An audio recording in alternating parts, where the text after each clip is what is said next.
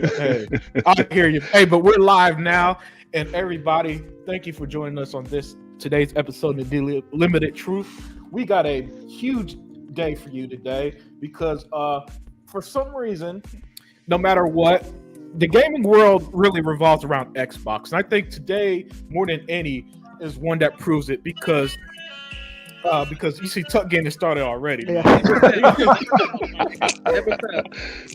We got a massive panel for you today, guys. We got a first timer that's joining us with us, a good brother in the Xbox community, Six Slayer. But we're gonna have a lot of fun today. We're gonna talk about everything that happened over since yesterday when all these leaks happened, right? So basically, to catch us all up, emails were sent to the Federal Trade Commission, right?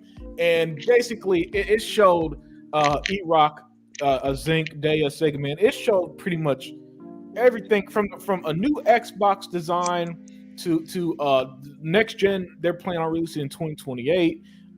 Phil wanted to buy Nintendo, Valve, and Warner Brothers games, a new controller.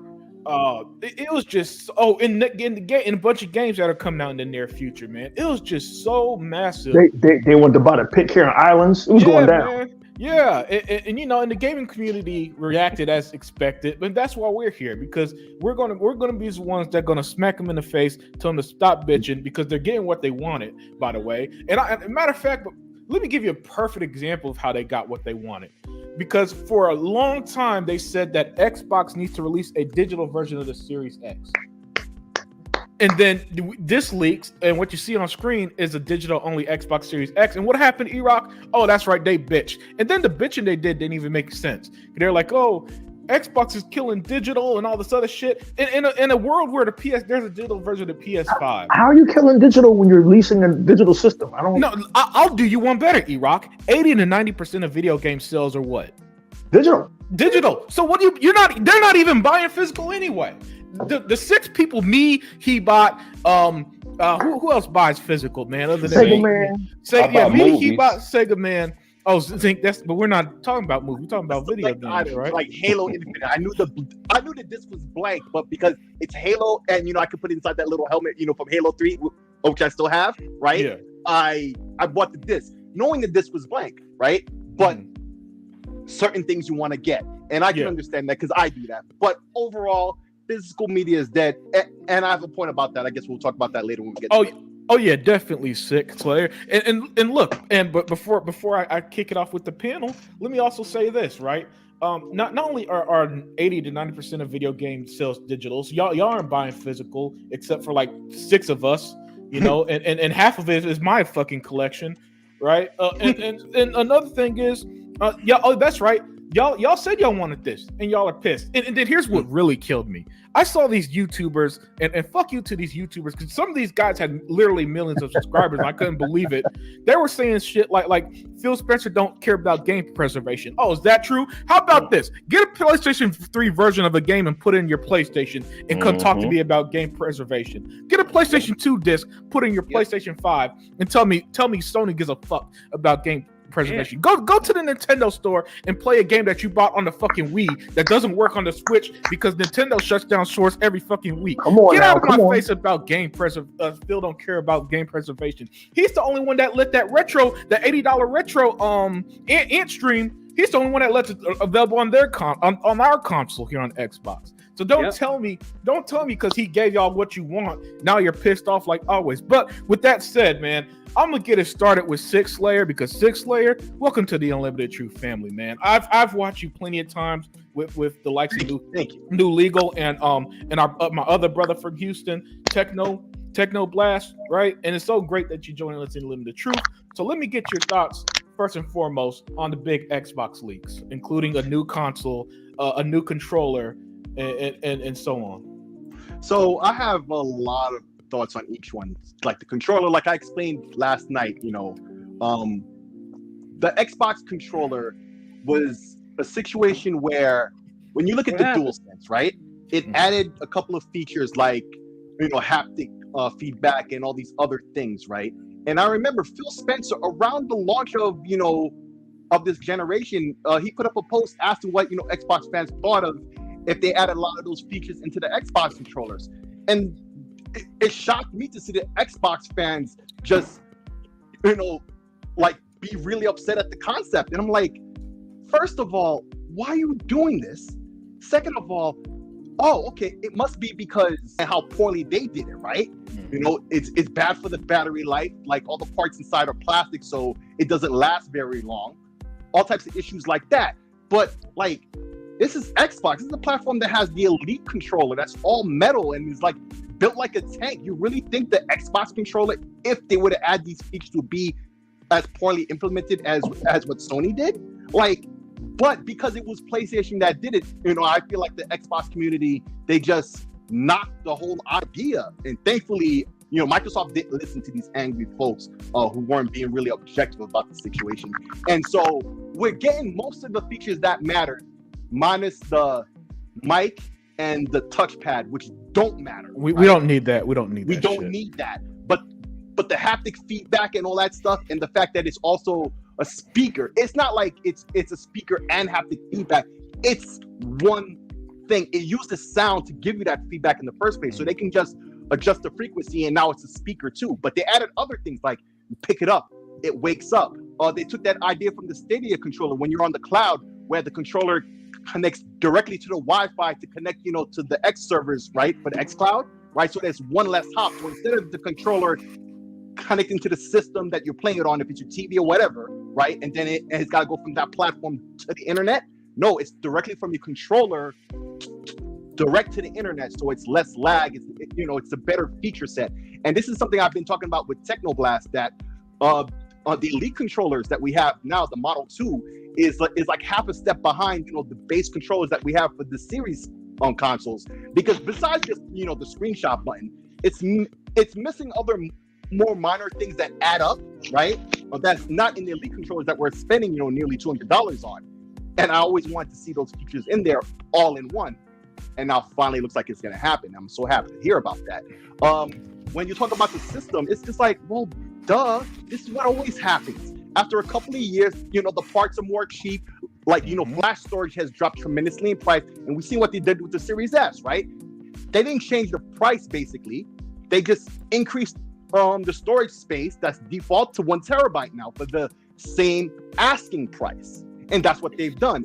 And now we know they're going to have a further model, but that has more of these little updated SoC with the Wi-Fi and all of that, right? And it'll be the same design with 1 terabyte for the same $299. Because if Nintendo can get away with never dropping the price of the system all generation, but add no new features at all, I'm pretty sure it's pretty fair for Xbox to release a new system or a new variant of the system with more features for the same price, instead of like the same system for the same price forever, right? And there's so many other things about this leak and the reaction to it that makes no sense. I guess we'll talk about those in detail as we get to them. But in terms of the hardware, that's what I feel like. This aspect, I guess, will lead that to another talk. But I just want to talk about the system and the controller. I feel like what Microsoft is doing is like brain dead obvious. Eventually, in a couple of years, this is what they do. This is what console gaming has always done. Yeah. So I don't know why anybody's shocked. Yeah, and let me add to that, Six Layer. First of all, like I remember in the 90s, the Genesis, the original Genesis model, you had that. There were actually like 3 models of the Genesis. The latest one coming out as late as like 1997, right? So that's an example. Xbox been doing slim models every generation since the 360. So I remember in 2010, the Xbox series model, the Xbox 360 slim, and that one had Wi-Fi built in and all that stuff. And last generation, that's how we got the Xbox One S and X. They were slimmed down versions with just with extra under the hood, right? And so that's how Xbox has always done it. So when they pretend, and I like to say the word pretend, because that's all I see now is just fake outrage towards this stuff, Six Layer. But yeah, man, I just want to add context to everything you were saying. Absolutely. I just feel that it's mindless when people act this way. It's all logic, not emotion. It's obvious facts. Like, what's all the hubbub? I don't understand. But of course I understand. It's these haters who don't like Xbox, so they just want to be mad at anything Boom. Xbox does. It's that simple. And the thing is, sick, they just want to say that they innovated on something when they actually didn't. Right. Like they showed when they were bitching about how great the PlayStation's controller was, they actually showed a document from the past about haptics in the Xbox controller anyway, and they viewed it as a rumble feature. And you could experience this mostly when you play in Forza and you run on a ridge on the right side or the left side. Yep. It only rumbles on that side of the controller, and it's been like Vaca just said in there, they update the controller all the time, and we get new features sent to that controller repeatedly. I really didn't need it, but it's not nothing to, get hyped about. Just like most PlayStation people say, they take the rumble out, that haptic out anyway, because it ruins their accuracy when they're shooting something. So, I could have it or not have it because it's already great. Right. I agree with you because I don't have the opinion, personally, that it affects my aiming. In fact, a rumble after a while, it becomes invisible to me. I don't even feel it, right? Unless it's like a major moment and the rumble is really heavy. If I'm crashing or something, I'll feel it. But otherwise, it becomes subliminal and I don't even realize it's there until it's not. I'm not the type of person, if I play multiplayer, I need to have it off because it's affecting me negatively. But some people are that way, and it's why we have options to turn it off. It's that simple. Good point. Yeah, man. If it wasn't for Xbox, would there ever be any news? Would there ever be anything to talk about? Hey, E-Rock, would you please speak on it? If it weren't for Xbox, we wouldn't be talking about a damn thing right now. It'd be quiet. Everybody would be finishing Starfield or in hour number 106 of Starfield. It's always going to be Xbox that provides these YouTubers and these news outlets with their sole means of support and income. Yeah, y'all should be happy. Not only that, E-Rock, this is how invisible Sony is. They had a showcase last week and nobody cared. You can't say it any better than that. They're completely invisible. And of course, I heard a pony say, well, Marcus, because they posed that same question. It's like, hey, if it weren't for Xbox, we wouldn't be talking about nothing. So this pony, super mega pony, disguised as a gamer, said, Mr. Babbitt said, well, they have to be that way. Sony can sit back. Sony doesn't have to do anything right now. Okay, bro. Sony is slowly disappearing. Sony doesn't have to do nothing right now. Okay, good. That's why y'all have one first party game this year, and y'all going to pretend to love Spider-Man.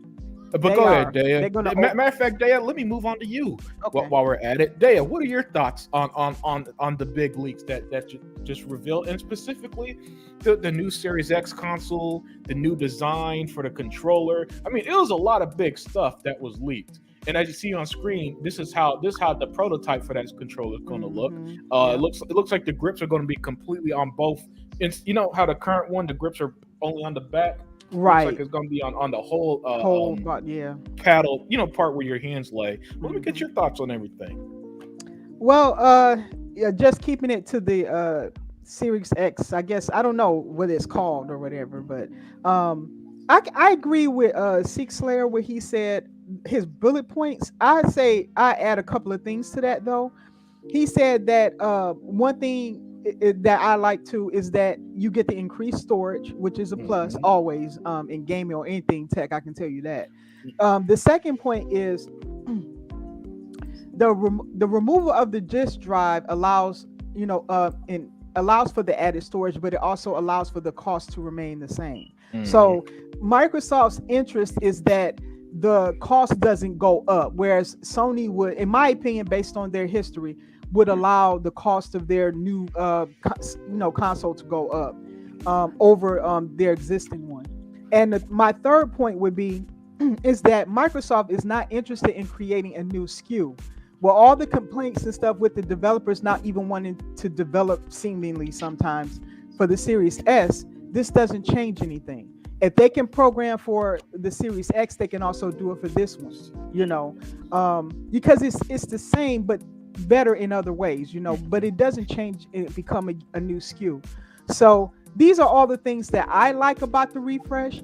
I like the design. I think it makes it distinguished enough that people know what they're getting, especially when you're talking about casuals.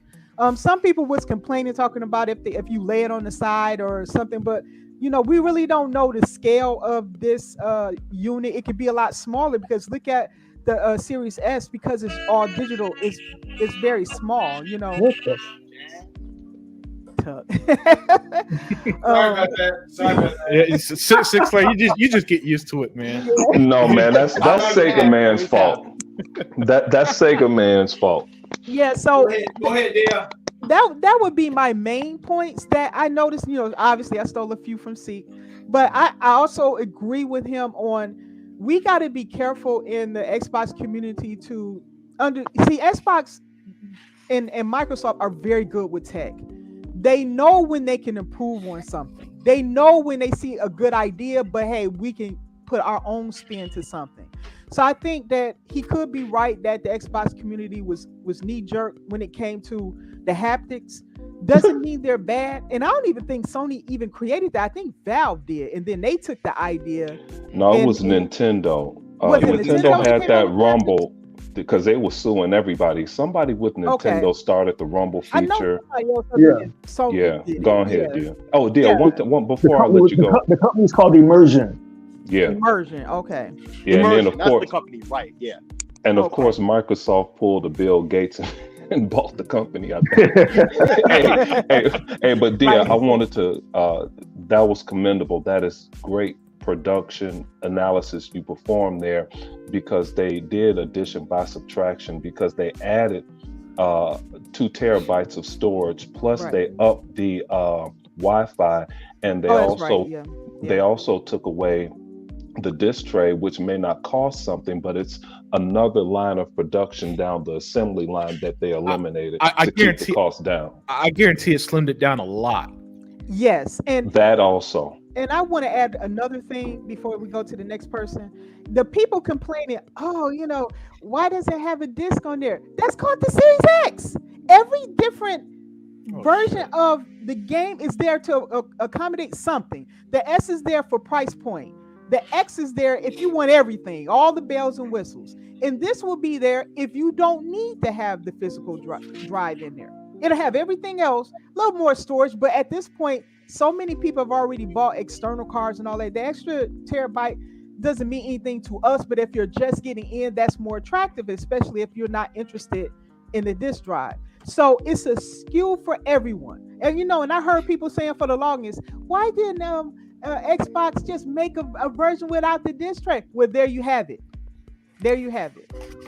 They got what they asked for. They got what they asked for. In typical fashion, they're more pissed off getting what they want than before. I don't never understand seen anything it. like this. Daya, can you explain? Can you explain? Have you ever seen anybody get pissed off when they ask for something and get it? I've never seen this. Look, I think they think Xbox is PlayStation. If you say something in the Xbox community, it's likely to be implemented. So if you don't want to see that thing come to fruition, don't say anything about it. It's not PlayStation over here.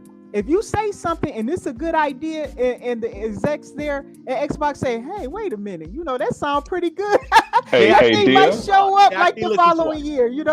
Hey, dear, Yeah. let me jump on you since you staying sharp today. Hey, I have a refrigerator downstairs that's because people were talking shit. That's right. And so I have a refrigerator that I paid $100 for just for show. I haven't put shit in it. Just because people were running their mouth. Aaron Greenberg said, let's make a real one. Yeah. Exactly. Yeah, Actually, listen to us.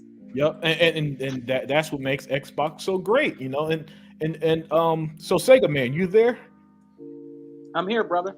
Awesome, Sega Man. Sega Man, you had an excellent video earlier today. Yeah, Absolutely very good. loved it, man. Very And good. so let me get your thoughts, man. Let me get your thoughts on these leaks. And what makes these leaks more legitimate than typical rumors is that they were sent from Microsoft to the Federal Trade Commission. So that's why I think it's good to talk about them. So Sega Man, let me get your thoughts, my friend.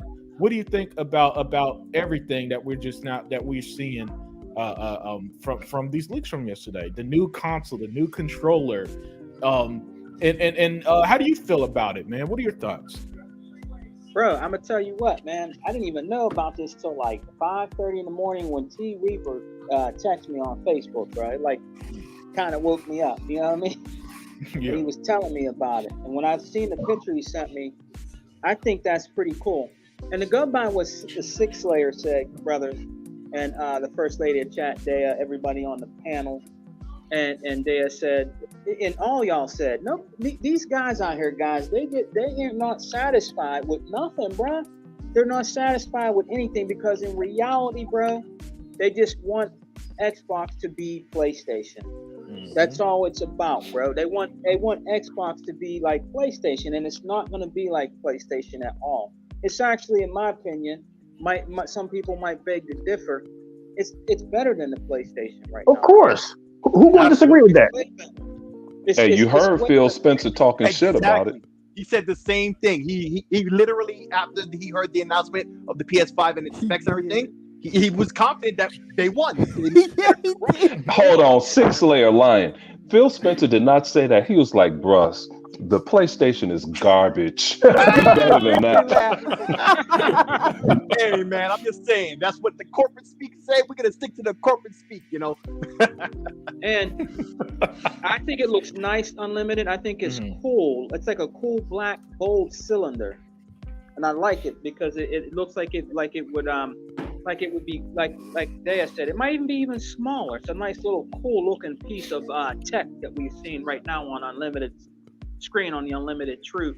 And that controller, that's sweet too. You know, that controller, man. You know, the grandfather of that controller is actually the Sega Genesis controller. If you look at it, it was made from that, man.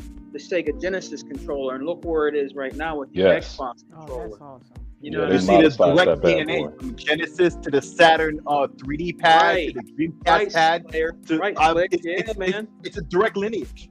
Yeah. Wow. And I think it's beautiful, man. I think it'll be nice and stuff. But I wanted to ask you guys this, everybody on the panel. Now, there's a lot of things with digital, right? You know how me and Hebot are physical. We like physical. Unlimited even has a lot of physical games, and I believe even Slayer and has the physical games too. But I wanted to ask you guys this because you guys have been gaming for a long time, just like me. Now, some people are afraid of digital. They're afraid of digital because they want to keep everything physical. If something was to happen, where let's say something happened with, let's say like the Xbox or something like that, and they went all digital, and you couldn't get those games anymore. When you have a physical disc, at least you know when you play that physical disc, you can still play the game, but everything's gone digital. So if something was to happen like that, which I don't think so, what do you guys think about that? Should the generation, should it just all go just digital and no physical at all anymore? What do you guys think about that? Well, I've been the big advocate that the solution Microsoft already has. Well, you don't want to use physical media. Relax. I'm not saying the death of. Wait, hold on. Who said no? Is it Hebot? I said no. No, and no. I'm with Hebot, man. You know, I always say that me and Hebot are dinosaurs for a reason. Oh no, Hebot agrees with me because, and that was the other thing. He said the same point, I think yesterday or earlier today. I want to say it was yesterday, right? Mm-hmm. He realizes the same thing I do. It's not the fact that we can't have physical media. It's the physical media that they choose to use right now is a problem. A spinning piece of plastic. They should move off of that and use a different form of physical media. And Xbox already has the solution. It's these SSD cards. They're rewritable. They're fast enough to put the game on and load from the game, right? Because these discs, as cheap and high capacity as they are, they can't run the game off the disc. You have to install the game from the disc. Six Layer, come on, man. So calm down. No, what I'm saying is use the SSD cards as the physical medium in the box. They have 100 gig discs. Listen, if bum ass Sony can provide 100 gig discs to fit their fucking games, then bum ass Microsoft can do the same because they ain't broke. And they're not broke. You're right. They're not broke. Listen, they're not They broke. just won't, and I don't know And why. if I'm paying $100 for a fucking game, no, I don't want it tied digitally because I don't know the motherfucker. Because if somebody hacks my account or my account gets corrupted, I'm gonna lose all that, and I'm not buying the shit all over again. So no, I respect everybody who likes digital. I think digital is the most convenient thing in the universe, but it's anti-consumer in the sense that you cannot provide and preservation. And if Microsoft is so big about preservation, they got to keep this. No matter what, you have to keep that option. No matter what. All right, okay, hey, I'll be the voice of reason. Now, Hebot, E-Rock, Daya, okay, forget about these children that's on the Sega Man and Tuck. Forget about the kids on the panel. Zink, I'm warning you. Zink, I apologize. Zink, I'm warning you right now. Halo will not connect us, so do not bring up that fucking game. You know he's gonna go there. You know. See, I wasn't even gonna do that. Yeah, but Unlimited, he stopped me short before I called him and he and Six Slayer 12-year-olds because they don't understand this. But all the rest of you. Oh, I understand perfectly. Hold on, here. Let me go ahead and get it. Hey, we went from 8-track tapes to tapes to records, Come on CDs. And it's all fading away. And even me, I agree with you guys. I will always buy the console with the disc tray. But I was pulling the E-Rock today. That's why I missed Sega Man's show. I'm pulling the E-Rock ticket. I caught you in the lie. Oh no. Hey guys, I caught Zink in the lie because you know why? Vinyl is actually coming back, man. That's true. And Sega Man. Hey, Sega, it's wildly expensive, so I agree with you. But the difference is that you listen to music. Yeah, right. But act with the music. You don't. But here's the thing. You see what I'm saying? Here's the thing. But here's the thing. I do not want to lose. And plus, I agree with you 100%. For example, a disc, right? Real quick. Get my point across. For example, when you used to buy a tape deck or a disc, 8-track, whatever, right. I still have it. $7-8. Not no $100. You fucking. That's a big ass difference. Yeah. Nah, B. Look, 10 million people playing Starfield. Probably 6 million bought it, and they don't even own the game because it's not on the disc. But here's the thing. Partially on the disc. Here's where I was going. But listen, but guys, listen. It's the inevitable, and E-Rock is about to co-sign it. As I was pulling hold on, listen. Let me finish. Let me finish. I'm gonna keep quiet. Let me finish. No, we cannot. My answer would take 7 minutes. Okay, let me go. I'll finish in 1 second. I'm gonna pull a Sega Man and land this plane. I was pulling the E-Rock. That's why I missed Sega Man's show today. I was showing my mother must use her fax machine. I'm helping her do a lot of things. She must use her fax machine. So I said, Ma, watch this. I took a picture of her documents she needed to send in to the union. I emailed them to her after writing a few things. And then I showed her how to email it versus faxing it. Then called the lady. She's like, perfect, we got it. Excellent. My mother said, but we didn't fax it. Now, you guys know how highly I think of my mother and her intelligence, but it's the game passing her by, and we're here now, you know, so the inevitable is here. And I understand what you guys are talking about, but you just cannot stop this house from coming down on you. It's just not going to stop. Sega Man asked a compelling question, and I'll try to keep it under 4 minutes because nobody knows more about this digital versus physical discussion than me because I own both. Well, Sega Man, you said what will happen? What's the drawback of having digital? What will happen if your games disappear? And quite frankly, like in the case of God damn it, Legend of Korra is an example. Shit like that. There's really nothing you can do about it. I own a lot of movies on digital. I used to own them physical, but same. I own over 2,000 movies digital, right? And part of me is like, I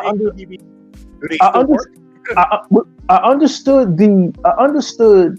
that it's convenient for me because in my house I have no place to store 2,000 DVDs. Right, but in the same token, Sega Man, some shit may happen. Like Warner Brothers may lose the license briefly for Smokey and the Bandit, right? And so for 2 months until that licensing snafu was over, You can't watch Smokey and the Bandit. Now, for some folks that's not a problem. Great I only movie. watch Smokey and the Bandit once a year. But for some folks that could be a huge problem. A lot of my video games are on digital, right? And what you do with digital is basically I own a license to play everything that I own, right? Where Hebot actually owns the fucking game. Like if he has an Xbox 360, he can play Project Gotham Racing 4 right now. I have the disc, but not an Xbox 360, right? Mm-hmm. I cannot play Forza. I cannot play Project Gotham Racing 4 right now because the licenses for all the fucking cars expired and the music expired 8 years ago, right? There's the problem with digital. What Microsoft and all these companies have to figure out, Sega Man, is either get longer music and car licenses and licenses to intellectual properties so that we don't lose out, or you go into digital like I did, knowing that I may lose my entire DC collection. Microsoft, I'm sure, will give me a refund, but like for me, digital is just it's more convenient. But I understand what Hebot is saying. Hebot, he paid his money. He wants his games. I dig that. Me, I got no place to put this shit. Where the fuck am I going to put this shit at? Like where the hell you want to put 1,000 games in 2,000? I didn't even know I had 2,000 movies till I checked yesterday, right? I own 2,000 fucking movies on digital, right? Like, heaven forbid Microsoft Windows and TV closes one day because Microsoft don't realize what they got and they don't realize the digital. That's the move. But the thing is, like you know, I don't want to lose out, but also I don't have no place to store all of this shit. Yeah. So I'm fucked either way. But I love digital, but in the same. To answer Segaman's question, if you lose your shit, there's nothing you can do but wait until the licensing disagreement gets settled, like with Smokey and the Bandit. Does that make any sense? Yeah, and may I add something to this? Go ahead, Daya. Add what you want. Hebot, if you don't mind, I'll speak after Daya, and then you could finish what you're saying. Sure. So we're gonna go in that order. So go ahead, Daya. No worries. I just want to say two things, and then we can go to Unlimited and Hebot. I think that the possible solution for the digital could be royalty. Like, so say that Microsoft has these cars, and as long as the game is out there and being used and by people and purchase, they get a royalty for every purchase. So that way it gives them incentive to keep, to leave the games no licenses. It could be tied to Dia, Ferrari and Porsche gets money. That way they won't start bitching. Right. Yeah, exactly. That's what this is all about. My opinion. That's not the problem. That's a perfect point you're pointing out. But the problem is that all these other companies that know nothing about video, right? They think they're making buku money every 5 seconds. You see what I'm saying? So they want more. For example, just to touch something nonsense real quick. You saw how much Microsoft had to pay for GT to be on Game Pass every month? I did, yeah. Like $200 million. Yeah. That's what they wanted. In other games and other things instead of paying royalties. The problem is but what should be done is, for example, now again, I'm not trying to cut you. I'm just trying to add and what E-Rock said. When somebody buys a digital, it should be that he get everything. Like the person that gets it. Yeah, Hebot, you sound terrible. Yeah, hey, you driving under a tunnel or something? No, I got a TP phone. My phone broke. I got a TP phone. Sorry. No, what I'm trying to say is that the point that they E-Rock say is a good point. That when someone buys a game digital, they should be able to get everything that a person gets with the physical, right? I agree. And that would be great. That they don't have to pay 9 hours. They always keep it as long as they have the license. That is a good thing. But they still don't have a solution, for example, for the fact that if your account, again, gets hacked or gets corrupted, you automatically lose everything. Hebot, we could hear you, but it's really hard to hear you. You got to get off of your PlayStation Network. I know. You ain't shit. You ain't shit. What I'm trying to say is that the problem is still that if your account, for example, gets either hacked or let's say corrupted, you lose everything and you can't obtain it back because it's ruined. And that's the other issue. That's Okay, why I said there's a room and space for both. that's Yeah. what I was understand going to you, say. Rusty. My second point. My second point should be that the license itself is to protect her. So, Yeah, like, if you absolutely. got a physical collection and they all get burned up, but you have the license number saved, you should be able to, in a case like that, download your digital. And it Yeah, should that's be a all digital is. Is a license that you own Mortal That's Kombat. facts. 11. That's Right. facts, E-Rock. That's And then facts. and the And- vice versa, should you have all digital, you get hacked. If you have the code, the license code, you can retain everything back that you had before. That's what should be protected, is the code. Because either Right. way, it can protect your physical media. Should something happen to that, because that's not impervious either. A house Yeah, fire Right. can take that out. and okay? I want to add to that when you're done. Get in there. Okay. Well, it's yeah, but like that, it's that like was the my other 360 point. You game. can go ahead Yeah, unlimited. the Okay. 360 games, right? For example, real quick. I'm sorry, real quick. The 360 games, the only reason you have to update them, right? A line before you can play them, is because they gave you the free upgrades. If you disconnect your Xbox and put it in, it reads. You see what I'm saying? But you gotta bypass the update, and then it'll read. It'll read as a normal game. You don't get 4K, upgrade. You won't get the 60 frames if it was 30. That is why it's done that way. You understand? They need to figure out a way where they can allow you to do it once it's in your console itself, like every console itself. It recognizes, this game was already updated. It should work all the time, whether you play online or not. This is I'm why sorry, I said we need to move off the plastic disc as a physical media and pick a different physical media. Right, and make Because a not only- different solution. I know what you're saying. Yeah, you And that is expensive, though. Yeah, No, That is expensive. I get it, but you have to understand that physical is niche, and therefore it's going to have a cost. If it really matters that much to you, and trust me, I'm there with you, because like Sega Man says, I'm a retro collector of older games, right? Yes. In terms of physical media, I have a lot of stuff that's older than our host here is himself, right? Like I have games that are older than he is, right? But Mhm. the problem is, not only is the 1.0 that's on the physical media already out of date by the time you get it in your hands, there's more content that comes later. So even if the 1.0 that's on the disc is great with no bugs and they never bug patch it, but they add the content later, you still need a medium to put the content on. And you need to be able to download the new stuff. Right. And so that's why I got think the SSD cards are good. Plus with the 360, well, forget the 360. I'm gonna give you the example that I used last night. When I bought Call of Duty Advanced Warfare on PC, right? It was a disc with a CD key for Steam, right? But it wasn't just for Steam. Even if I didn't use Steam at all, if I was offline when I unplugged the network off of my PC, it still allowed me to install the game off the 5 DVDs because PC never went Blu-ray for discs, right?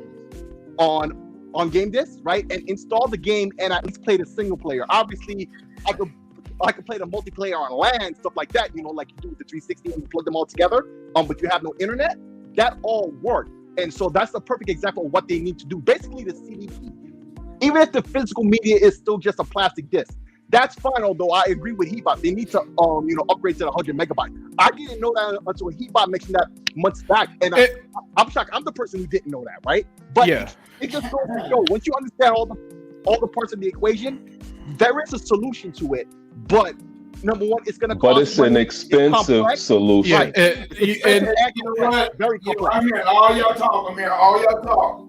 But there's only one thing about it. When you do buy this new system, you still got the Xbox Series X, and it got a disc drive. Yep. So I just play the damn games with your disc drive. But what Dimension said, that's the reason why you got an Xbox X. Yeah, and what I want to say, an excellent point there, Six Layer. First of all, even the 100 gigabytes is slowly becoming a bit moot because Forza Motorsport just updated on my console today, and it's 132 gigabytes, so it will still need internet connection even if they upgrade. Starfield is 109 gigabytes, so it would still need an update even if all of it was on the disc. Two, even with I am 100% pro physical. I'm with Hebot, man. with the physical or six layer about maybe finding an even better physical way, better medium to hold it, even if it is expensive. Then do it for the bigger games or something, right? If it's too expensive for the smaller studios, I would pay the whatever. cost gladly. But it's different if the games were like $15-$20, but you're paying $100 for some games. Yeah. Like that's a lot of money. Yeah, that is, man. Just to have a digital, However, physical also has an issue, and that's a thing called disk rot. And what happens with disk rot is when that happens, that data on whatever rots is gone forever. You can't get that back either. So my point is, no matter where it goes, the problem is that time's going to beat both physical and digital. Yeah. Right? Hey, Unlimited, Radiance 96 at 637 just echoed what you said. He said, "This can break. Yes. Digital without DRM is the best preservation solution." Absolutely. I agree with that. And I think the best solution is what we got now. Both. Just keep giving us both. That's all. Yeah. You know what I'm saying? Okay. Put if just put the games. Because sometimes the disc is just a license itself. Unfortunately, for some games like Star Wars Survivor, you might as well buy that digital. Because the game's not even on the disc, right? So in situations like that, I put as much as game on the disc at least. Hey, and one that's at more. least playable. Go ahead. Hey guys. One more. I'm not going to be ain't shit by myself. Here, Wilkin, he ain't shit at 6:31 p.m. He said option number 3, revive Don Matrick. Really? He went there. He went there. You see that? Nick Wilkin out of here. But Sega Man. That's why you got 360. Yeah, but I just want to be clear that this is not a point of topic that's anybody's wrong. I don't think nobody's wrong. I think everybody has valid points. We just got different views. It's a difficult decision. That's what I think. Yeah, but Sega Man, you sound like you're going to say something. Real quick, guys, because I got to go back to work, but I had to be on here with my brother, Unlimited on the Unlimited Truth, with my all my brothers and First Lady of Chat from E-Rock to E-Bot. And our brother Slick Slayer. It was good to chop up some game with you, man. But I'm gonna get going. Likewise. And before I go though, guys, hey Tuck, man, I tried to call you the other day, man. What's going on, man? I probably knocked out sleep, man. I know what it was. I know what it was, man. He was too busy drinking crushed soda pop, eating some Burger King onion rings, and watching throwbacks of I'll Be Sure videos, man. I'll Be Sure. That was a fire album in college, boy. Might be read all about that, brother. Yeah, man. Cut Sega Man off. He ain't shit for that. All right, man. Hey, Unlimited, have a great show with the Unlimited Truth. It was good chopping up game with you guys. And we'll have to do this again, man. Maybe this weekend. We can do another podcast, have everybody else on the panel. And we're going to get our brother E-Rock in, man, because I don't want E-Rock to beat me up. Yes, E-Rock has been 100%. He got to be there. And join the show. But y'all have a great show, and I'll talk to y'all later, man. All right, peace, Sega Man. We'll see you later, Sega Man. Thanks for joining. All right, man. Awesome stuff. But Tuckmaster, man, let me jump to you, man. What are your thoughts on all the leaks, man? The leak console, the leak controller, and everything. Okay, let me ask you this. What is going to be so much different from this machine right here from the machine that we got there? I ain't talking about like the Wi-Fi and all that stuff. I'm talking about like the inside, like, it uses less power, less heat. Yeah, it's a slim version of the Series X, basically. Yeah, that's all. Basically a slim, yes. Okay, so in other words, with a little more storage and a little more power with the Wi-Fi. Throw that out. They updated we saw this last year, Tuck. The Xbox One debuted with 500 gigabytes, and it, people complained it was a VCR. The Xbox One S came out with 1 terabyte, and it was like 40% smaller. So it's nothing new. With 4K Blu-ray and other stuff, the Xbox One, the fat Xbox One didn't have. So when people say stuff about, but it has extra, so does every Xbox update.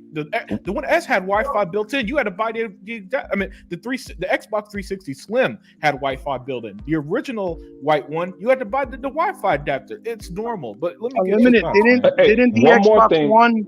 Xbox One S was the one that included the 4K disk drive too? Yeah, because the regular Xbox didn't have it either, right? yeah. Hey, Right. If I'm not mistaken. One more important thing. One more important thing that really costs more is they upgraded to the Type C port. And That's Mhm. true. Yeah, yeah, yeah. that's Oh real yeah, yeah, big. yeah, for faster charging. Yeah, yeah. Yes. Yeah, I forgot to mention that. That's nice too. But Yeah. the thing about it is, I when can't I'm knock trying that. to ask myself, is it that much of a leak? No. In terms of the hardware, no. Oh, Actually, it is because the 2 terabytes, that's a lot of storage. I'm going to have to buy more storage just for Forza.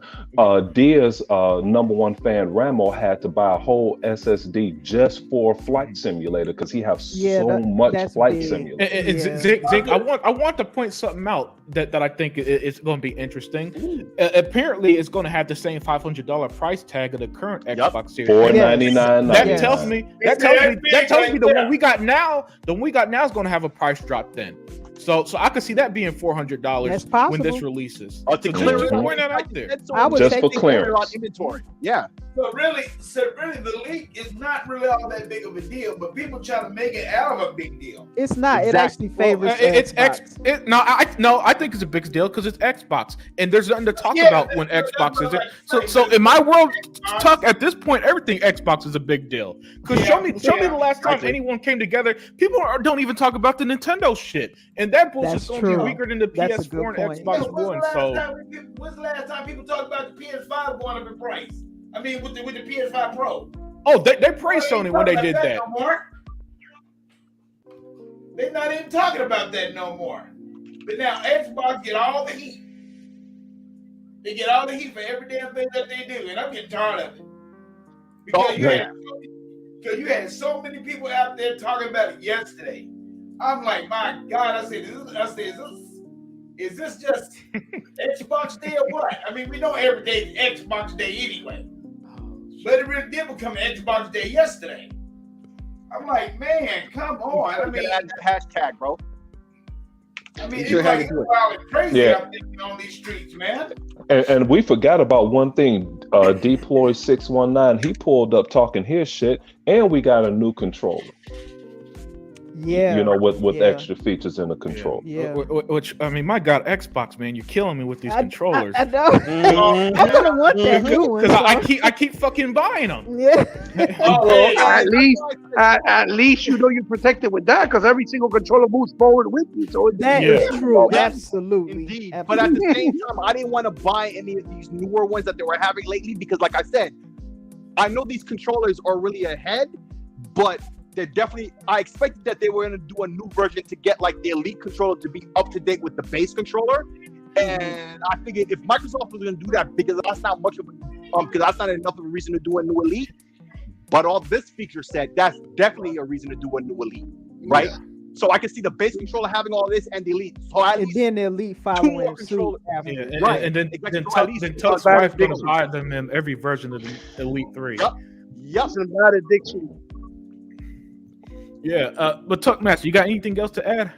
I got man, you know what? All I gotta say to this, man, with all these people that YouTube been blasting. Hey, I have a question for Tuck Master. Hey, Tuck, what happened at the water cooler, man? What did your boys say? Your PlayStation fans said at the water cooler about all of this. They didn't say anything. They jumped him. Man,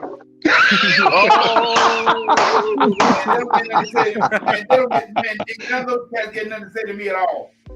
Cause I done ran them off. I went on there and hit my one friend for the first time. He haven't called me. He haven't texted me in 2 weeks. So the first thing he gonna try and tell me about a little thing about what review tech guy said about 5 years. And then I said, then I just told him, I said, what you talking about 5 years? I said, the thing about it is, I said, hey, we might not even be around here in 5 years. I said, but here we go again. Starfield, 10 million people playing it in 2 weeks. After that shut him up, and he had nothing to say to me for the rest of the doggone day. That's right. They hurt I Tuck. know how to get rid of him now. He can't tell you nothing. Hey, you on it unlimited? Tool Man 55. He walked in here. He ain't shit.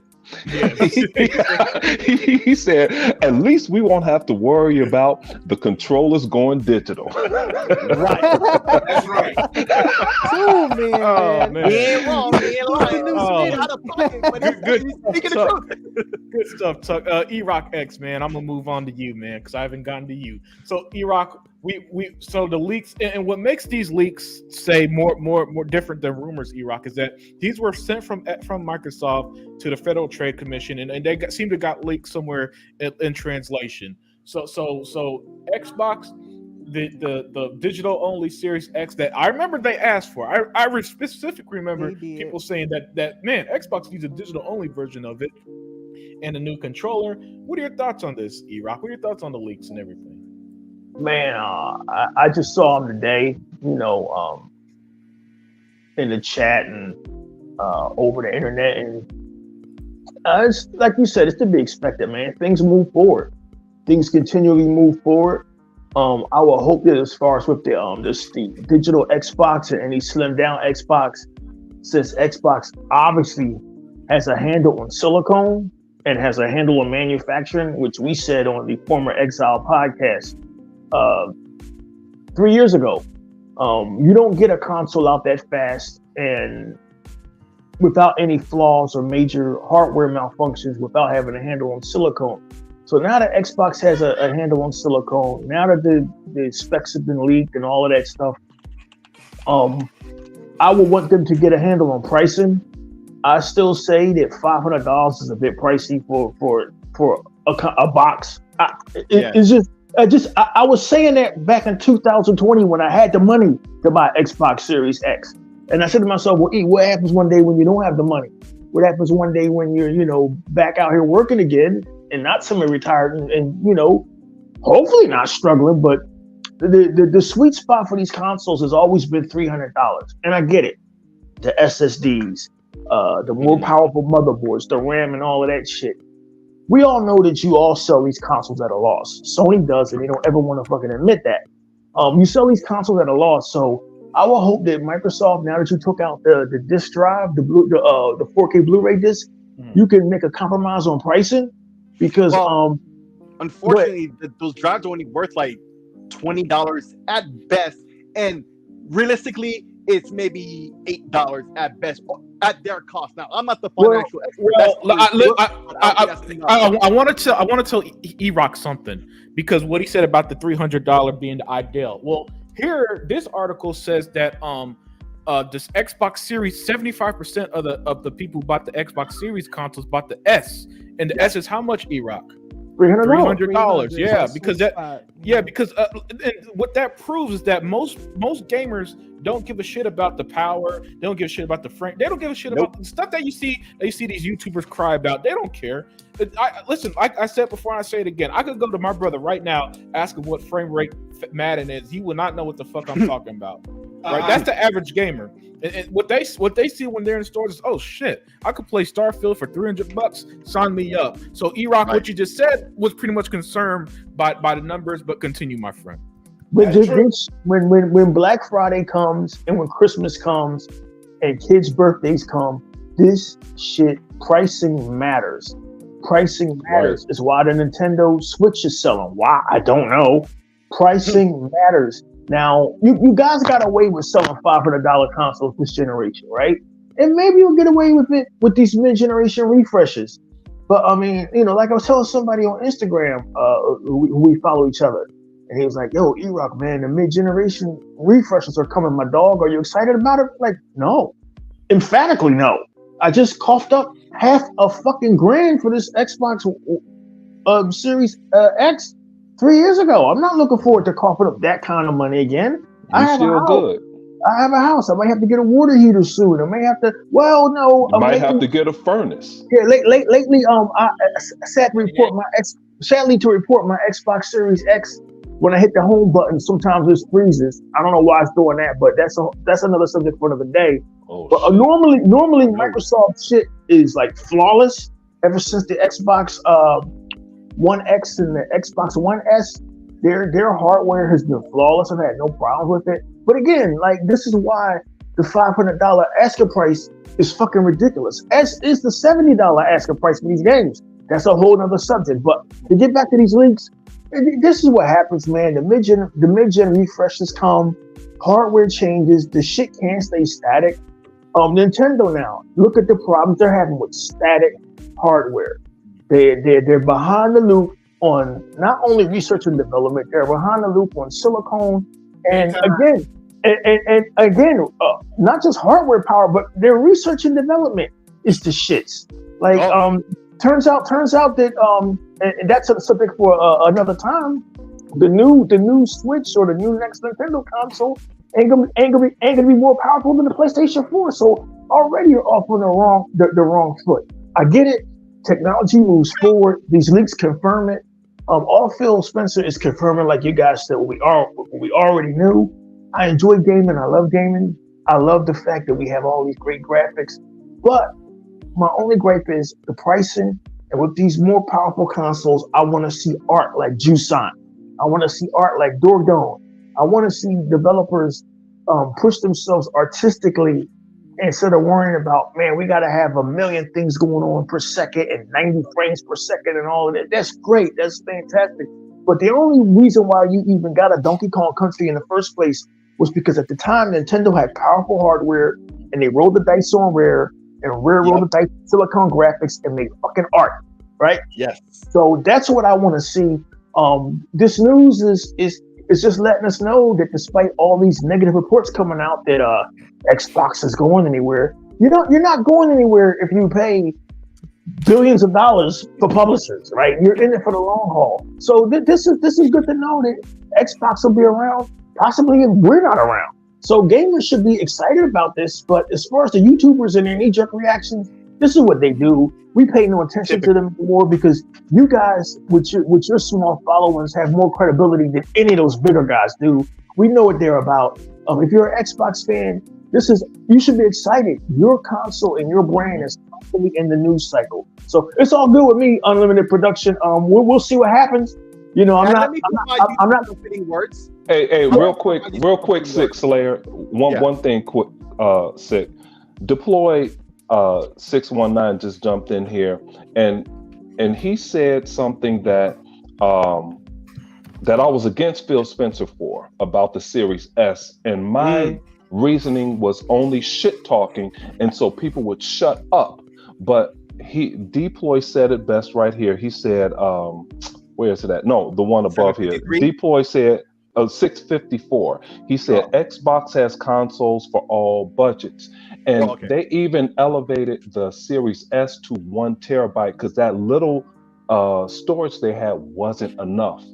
Now 1 terabyte is sort of kind of enough, and it's still at $300. It will be at $300. And the thing is, even though I disagreed with it, just because you see how people say, oh, well, the Series S is not running this way, but the Series S has more 60 frames per second games and 120 frames per second games than the PS5, and it's RDNA 2. Absolutely. So you still get next gen quality, but it's at a reduced price from the $500. So you do have a few options, but I do understand your point. 100% budget. Most people are budget conscious. 100%. So listen, we're the enthusiasts, guys. We're the hardcore. We're the ones who have no problem dropping the occasional $500 every 8 years to play the latest thing. Most people are not. Do you know how many? Like last gen was probably the worst example because it took people forever to go from the 360 to the Xbox One. Fucking ever. Oh yes, it did. And that's because they saw originally it was $300, and hell, I didn't buy an Xbox One until it was $350 myself, and that was in like 2015, right? So the point is, man, most people when they see stuff like that, they see it like they, even if they want it at the time, like how I wanted the Xbox One, but I was a poor college kid at the time when the console first came out, and then by the time I could afford it, I got one. That's how most people operate. Maybe their parents, and they don't play games, and they're like, my kid's birthday coming up, I'll just get $300 and he'll be happy with the Series S, Right. So the point is, I'm pretty much backing up what E-Rock says, man. Same. I'm with them also. Go ahead. Yeah, because when I see stuff like this, I see it as this is for us the you know that they call people like us whales really, because we're the ones who spend so much and buy everything. Like there's so much shit. Yeah, there's so much shit out there. I stopped buying games that I'm not playing day one anymore. I had to stop that shit because there's just too much, right? There are some people. I kid you not. There are people who spent $10,000+ on games like Grand Theft Auto Shark Cards. Right? Yep. So Yes. the point is, and that's what made Deploy's comment so brilliant. Xbox really does have a console for all budgets, because most people are budget conscious. They're not hardcore gamers. They'll play their games here and there, but at the end of the day, you got when you run a company, especially these entertainment companies or hardware companies, software, however you want to put it, and to reach as much people as possible, they understand that, well, there are people who buy the iPhone Maxes and there are people who buy whatever the cheapest ones are called, right? Yeah. Both, and so they're different prices for different audiences. But at the end of the day, Apple still makes billions upon billions. Xbox does the same, you know, and they seem to be the only one who get it, because we've never seen something like this where a next-gen console was sold at such an affordable price, and then you had a high-end version of it. Never seen it happen, right? However, it's clearly a strategy that's working, because Xbox is doing so well. They're buying Activision, Bethesda.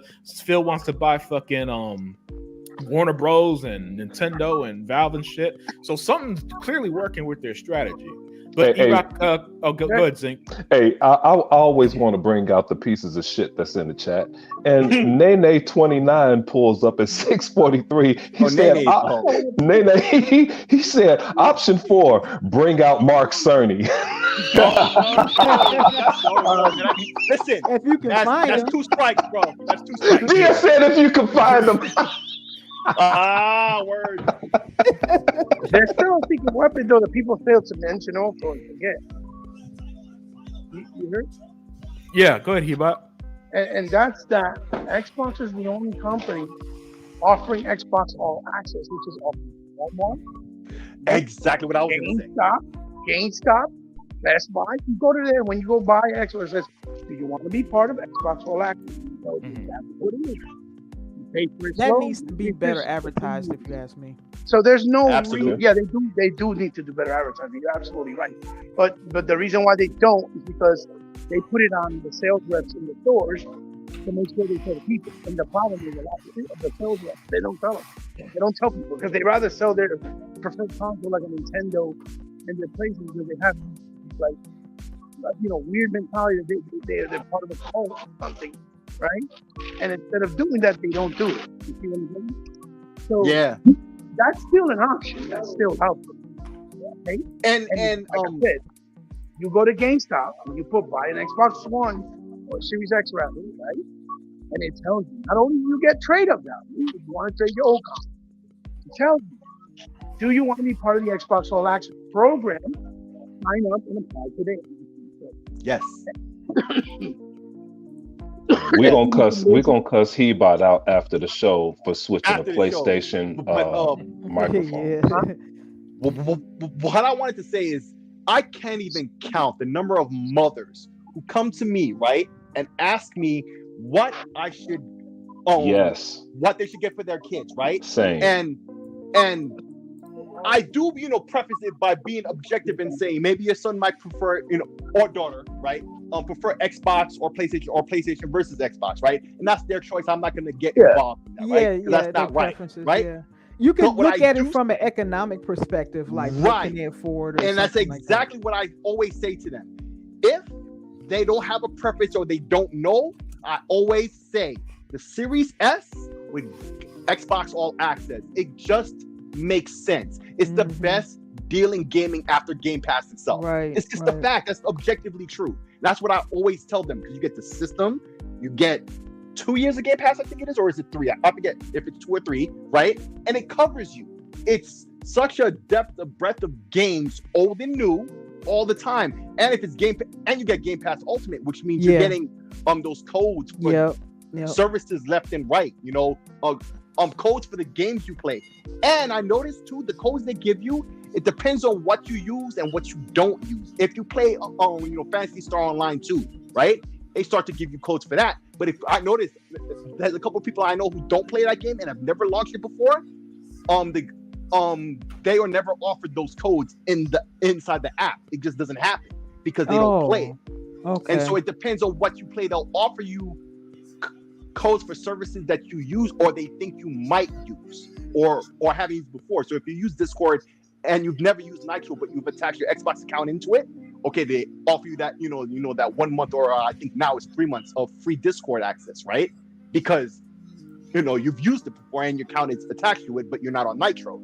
And so you get 3 months free, but of course you got to watch out that, to cancel it if you're not going to stay with it, to keep yourself economically. But the point I'm making is the value you get. You get the system, the games with no disc for the kids to break or nothing like that. Right. Yeah. That is one of the benefits of, digital. It's just the perfect marriage of everything. And that's why I'll also add this, that if they want to be mobile, they have the cloud, and so they can still play their games on their phone. So that, it's the best of both worlds.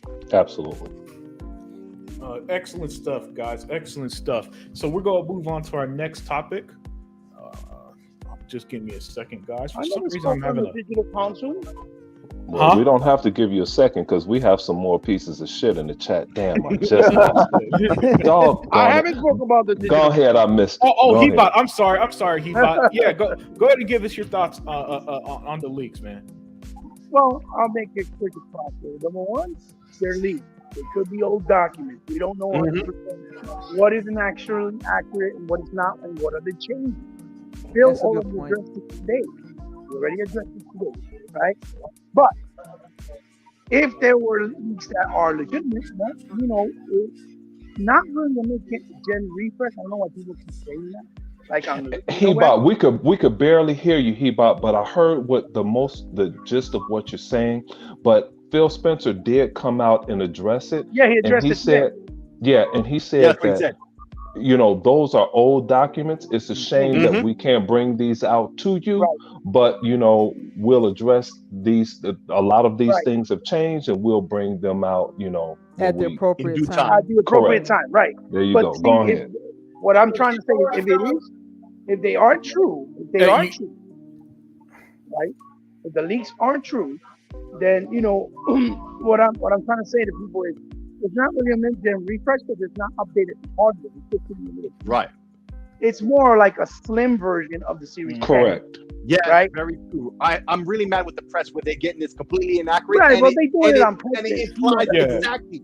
And we'll get into it. I have a lot to say about it. Go ahead. You know what it is. Hey y'all. But the biggest thing out of this whole thing, when did Phil Spencer said at the last press conference? He said there's not going to be a mid-fresh regime. Yes. Right. But that's why they're pushing it like it is to say that Phil is lying. That's the whole agenda. They're gonna do that, and they're gonna try to pitch it against PlayStation's Pro, this console is not an upgrade. It's the same SKU, just without the disc and a little bit of that's it. It's a slim model. Now, what upsets me about it only because it's not for me, because I wish I got a slim model with a disc because it looks nice. It looks smaller and it looks really nice. But if it's not for me, it's not for me. I still got the Series X. The good thing is these guys did that earlier, that because this is coming out for that price point, that means they might liquidate the price on the Series S to maybe or maybe 125, which is even more enticing for those who don't want it. They want to just get the older model, which has this as well. Now, very true. I do want to be a conspiracy theorist just for a few minutes. Hear me out for a few seconds. I was just thinking maybe this might be a reasoning too. It didn't make sense to me that why would they announce the Series X with a disc and not a slim model for the X, right? But then again, maybe we don't know. It may be too constant. I don't know. And they announced the Series S first with the terabyte. With the terabyte, yes. Yeah. But what I was thinking is that maybe because they also confirmed that the consoles are going to be out until 2028, and that's when the new ones are expected, right? Mm-hmm. So what I was thinking is maybe because they know the Series S is still out there, they'll liquidate the first model, and maybe just keep the other one, and maybe you'll liquidate that one, because to cut the narrative of developers trying to say that they're being basically lazy, that the Series S is holding back this generation. Of course, I'm still hearing that. Because there's still 5 years left. Maybe they're trying to figure out a way to liquidate it to make the X cheaper, the first version, so many more people migrate over to buy the more powerful one. And that's why they're telling developers, listen, just do what you got to do. The S is an inferior console. You got to use the X for whatever you want, put everything in there, and you got to downgrade on the S, you downgrade on the X. I'm thinking they're still very maniacal. And a lot of times when they do moves, it might be because they're trying to cut that narrative because that's what they did last year. Because I don't see them having 5 SKUs for 5 different consoles next year on the market. It just doesn't make sense. And again, that's just a theory. I'm not saying it's up. You quote me on it. It's just me hypothetically thinking that might be a possibility to cut the narrative out because it's still 5 years. You understand? I mean, but these ponies don't need the facts on their side to talk crap. No, it's not just the ponies, it's the media too. Well, of course, the media. And you think some of the developers ponies, though. We all know this. See, this is exactly what I wanted to say to E-Rock earlier. Some confident words I wanted to say, right? You see, some of the developers slick too, though. Right. Like some of the developers are like, oh, that the Series S is holding back, and then they don't show no proof. Right. Meanwhile, you got other developers saying, no, that's not true at all. It's, there's a lot of back and forth, and he said C shit. And that's why I think maybe Microsoft is trying to cut out that narrative. I don't know. And so this is what I was saying, what I wanted to say to E-Rock earlier about some comforting words. If you notice now, the momentum is beginning to shift. Yes, we know there's ponies infested amongst the press, right? Like the low quality press that exists in the first place, right? But also, everybody is starting to flip over to pointing and laughing, not at Xbox, but at the ponies because they continue to be ridiculous, continually. So eventually, the narrative is going to switch because you notice even the press, like why they wait so long? Because they see the money in it now. It's one of two things that's happening. This is one of two choices they're making, right? They continue to talk crap about Xbox like IGN and GameSpot did and Metro did and give Starfield a low grade to to harvest that anger, right? And so they get those hate views and those hate clicks, right? But also some outlets and some media personalities or whatever you want to call it are being more objective about the situation, including Ono is Alex to a lesser extent, except more objectively, I would say, is ironic is the heavy drug user Fratanga plays, right? He's very objective. If you've seen his very recent video, he's using our talking points now. If you're an Xbox fan, he sounds like us now on every Yeah, they always do that, Six Layer. So it's one or two. Like it'll be the ones who see where the momentum is going and it's siding with Xbox, and then the other ones who see the momentum going and they want to be diehard PlayStation. And so they take trying to make sure that once Xbox is the number one talking point, which it already is, because nobody else exactly Xbox. They want to make sure that they keep getting clicks and views from everybody. Yeah, exactly. It doesn't matter if it's positive or negative. As long as it's attention, it's clicks and views, it's money. That's all they care about. That's all they've ever cared the problem with what IGN did though, they might have really upset my Xbox, and you won't hear it, but they'll do something. I think IGN burned some bad bridges this time because I think Xbox is like, we put out a great game. And you guys did this, and you were so blatant in our face that you're gonna mark down our game. They ain't shit. Not only that. Remember, Ryan McCaffrey was the first person to get their hands on Starfield before it released this summer. Yes, sir. So they gave him prime content that nobody else had access to. Hey, let's get this chat back. Deploy. I read it. David Cohen co-signed and Deploy, so I moved up to 7:06 p.m. Most of these kids have Walmart brand TVs. The Series S looks like 4K to them. David Cohen. Deploy. You are a genius. Your comment really is. Your comment really is brilliant because everything you said is true. Microsoft is different. Has different consoles at different prices. It's all of those things. Dia, I'm glad you brought up Ryan McCaffrey. Now I'm going to fall back because Dia, E-Rock and I'll go off unlimited to kick us off the show because we will be straight violent and it'll be really bad. Zink, the only way I ever kick you off the show is if you said Justin Fields a good quarterback. You know what? I can't even laugh, and I was gonna do it at the end of the show. I'm gonna apologize to you, Dia, before the end of the show. I don't want to say anything about the Lions because it looks like you guys are gonna beat us twice, and I don't, I want to remain cool. But go on here with the show, Unlimited. Hey, but hey, you said that you also had a lot to say, Zink. So what else were you gonna say? No, man, get E-Rock in because I the... could talk shit all day about this, man. I have a lot to go, and I have a lot to say. I have a lot of people to call out on their shenanigans, and they full of shitness. I know I made up a word there, but it's so many people that are so full of shit that I could go on all day. So I want to let the rest of the crew go because I could chime in with my bullshit. I ain't shit. May I address one comment before you go to your next subject? I don't know okay. Daya speak. He about to finish up. Then we go to the next comment. Next subject. Okay. Yeah. Radiance 96 at 813. I want to address this. IGN and GameSpot keeps making negative articles about Starfield, and what I wanted to say about that is this. We got an avalanche of games coming. That's not even, everybody's going to be looking at Forza to see exactly what they do. They might skirt by that, but the point is people are still sore about Starfield. But what happens when, because they're upset about, Elder Scrolls 6 is now going to be exclusive. These people are going to, at some point, now that they set a precedent, at least in the eyes of Sony fanboys and stuff, that anytime Microsoft presents a game that was formerly on Sony, like take Hellblade 2 when that comes out, they're going to feel entitled to that game. And what are they going to do? Are they going to make a precedent where they keep marking down all of Microsoft's games? And as Microsoft continues to grow and grow stronger in the industry, because they are, you don't talk about a company like you do Microsoft if they mean nothing. They move in stories. They are the talk on everybody's mouths. They are what people think about every day, whether they're Xbox fans or not.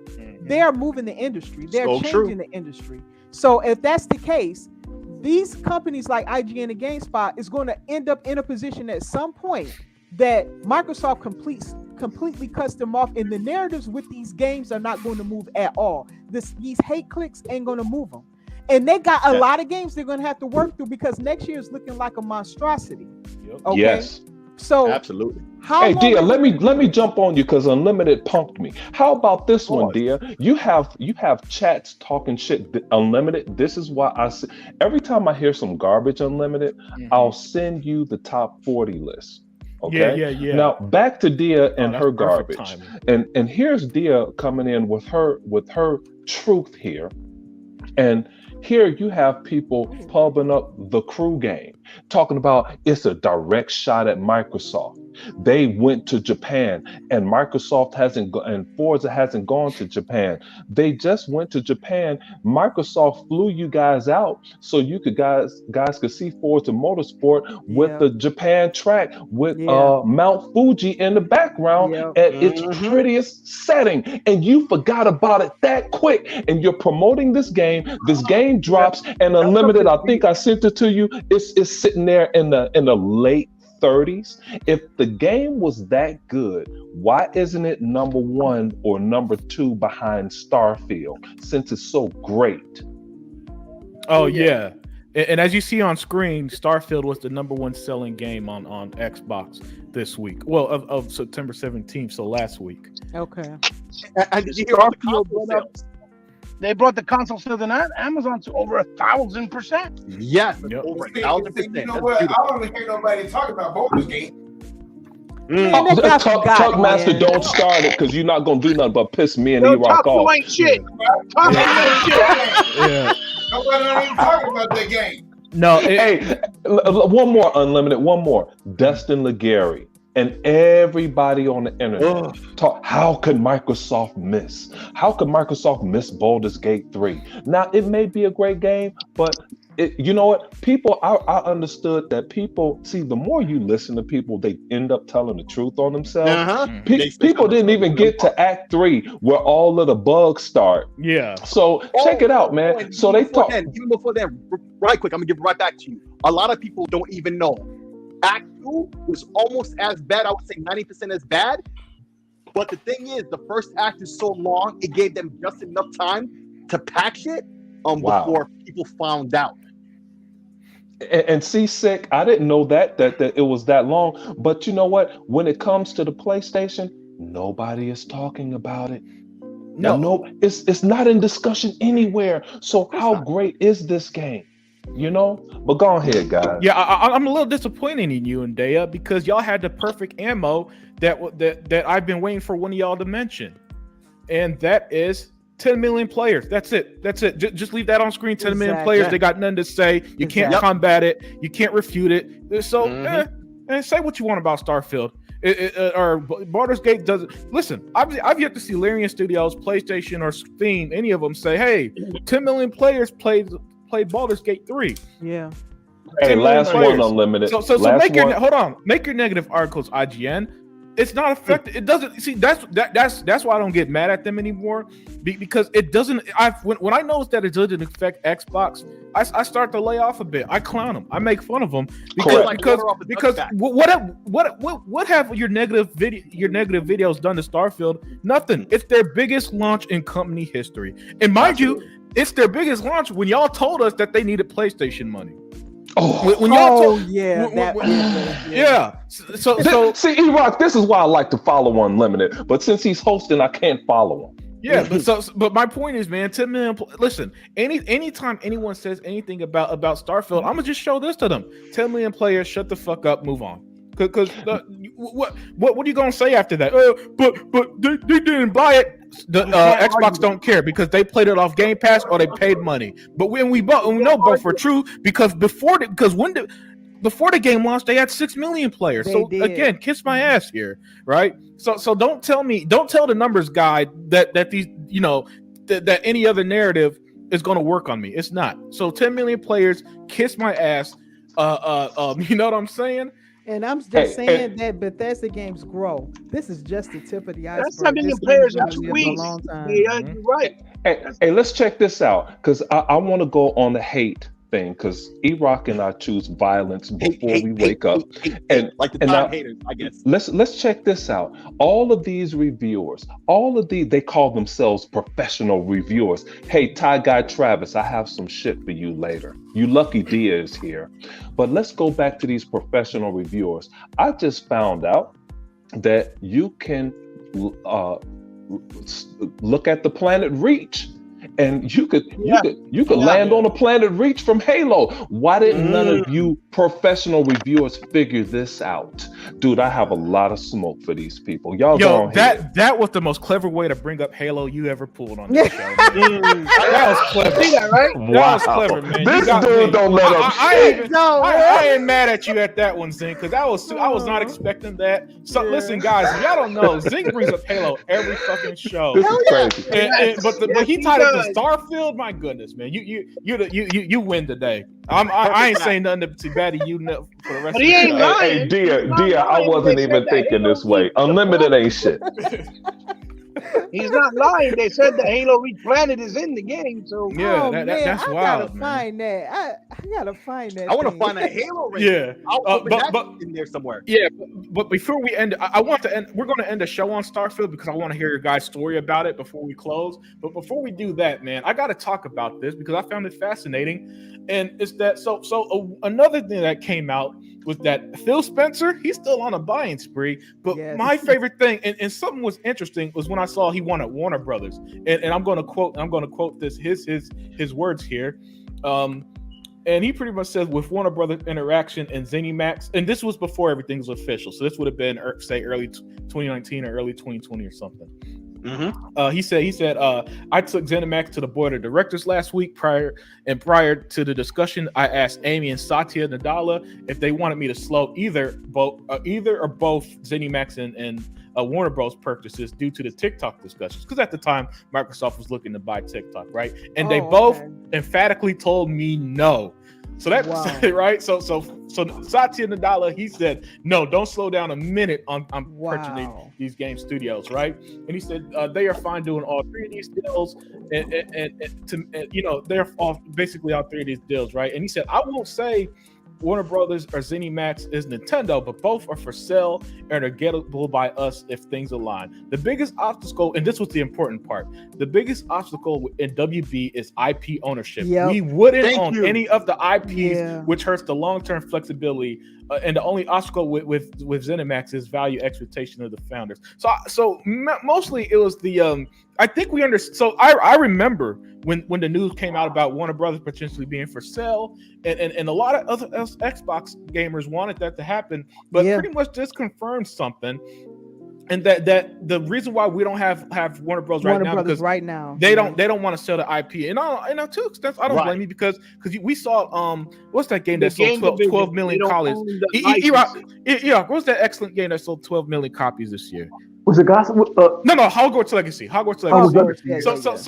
WB wasn't going to give up their Harry Potter IPs, their DC IPs, and everything. But I'm gonna start with you, E-Rock, because me and you, we're the Warner Brothers DC fans. Oh yeah, all that shit. So I got to start with the man here. What are your thoughts on this, man? What do you think would have happened if say Xbox got WB, the studios, but not the IPs? And how important do you think the IPs were to the overall deal? The IPs are incredibly important to the overall deal because as we know now, these last 5 or 6 years, Phil Spencer has said, we need to own these intellectual properties after what happened with games like Cuphead and Ori and the Blind Forest, stuff like that. They're 100% against giving these studios money and not having ownership of the intellectual properties. So that's why they went ahead and bought an entire publisher like ZeniMax. So now we own everything. We're going to let you run autonomously, but we basically own this shit, and we say what gets done with it and what goes where. Like with Call of Duty. Yeah. Microsoft didn't have to offer these other guys deals. They didn't have to. They did just to keep the peace, right? And to settle shit down with the FCC and the CMA and the Pitcairn Islands and all of that shit. But with Warner Brothers, even though that they're a company ran by morons of late, there's a long history with Warner Brothers and their intellectual properties, and it goes all the way back to Superman, back in 1978, actually 76. Two producers, and this is on topic, so I'm not going off topic. This will tell you why Warner Brothers is bullish on not fucking letting anybody get control of their intellectual properties like Marvel did back in the 90s. They had already learned their lesson. Back in 1976, these two producers from Paris, France, or wherever the fuck, Ilias Salkind and his son had bought the rights to Superman, right? And I remember that story. Okay, I know you're going. Yeah, they had bought the rights to Superman, and it gave them the rights to do the movies, but they held on to the rights for so long that they actually devalued the Superman brand with movies like Superman 4 and shit like that. Christopher Reeve and the directors had nothing to do with it. This shit was out of their hands, right? It was out of their hands that the shit went from Richard Donner to these lesser directors. So Superman was kind of devalued in the 80s. And by the time they finally got that intellectual property back and had to pay out royalties to the creators, Joe Shuster and Joe Siegel, Warner Brothers learned the valuable lesson. We need to own Batman, Superman, Wonder Woman, and the Green Lantern. So there's no way in hell. I don't even think. God damn! Somebody snorting coke. What's going on here? I don't care how much money Microsoft and Xbox have. If I'm Warner Brothers, you could buy Warner Brothers games, but you're not getting the intellectual property of Mortal Kombat. What? Hell no! You're not getting the intellectual property of the DC characters, right? They can get E-Rock. You heard? Which they can get because they didn't create it, but all the other stuff they can't. That's all they would have been able to hold. Well, yeah, but like from Warner Brothers' position. Well, here's the thing. He bought. And I'm gonna let E-Rock finish in 1 second, but let me just make this point to Hebot. The thing about the IPs, they were the reason why people were buying the Warner Brothers games, right? So that's why Injustice sold, because it was DC. That's why Hogwarts sold. Like if Hogwarts Legacy was not tied to the Wizarding World and it was just a new IP, something fresh, it would not have sold close to 12 million copies. Let's be real here. As great as the game was, it would have been more in the line of Immortals Phoenix Rising to Assassin's Creed, where Immortals Phoenix Rising, as much as I love the game, the second one was canceled because it didn't sell. It didn't make the Assassin's Creed like it didn't, because and you know, and that's the risk with new IPs, and so that's what would have happened. I think E-Rock, if Xbox got Warner Bros. The studios, but they needed the IPs, they needed it, and I think it wasn't the IPs, but they were. But continue. What Warner Brothers' position is that they're going to always go back to Superman, and even though the guys that are in charge now weren't even around in the 70s and the 80s, they're going to always look back at that as how the Salkinds held Superman like behind a paywall and had it locked, and they couldn't do anything because you sold the rights. It's kind of the same situation with Marvel when they were owned by this group in the 90s called Cadence, and they were selling off everything. They sold the Hulk to Universal, they sold this to that, and they're only just now getting back. Yes, they're just now getting back. X-Men. If you remember Smallville, it was a Warner Brothers show, and they were not allowed to use the suit because the suit was owned by different creators. Remember? All of that shit gets messy. Like, I don't want to get off topic, but CBS, the network CBS, and the movie studio Paramount are. This is going to sound weird, but it's true. They're co-parenting Star Trek. It's why on the new Star Trek shows you will never see the original Enterprise.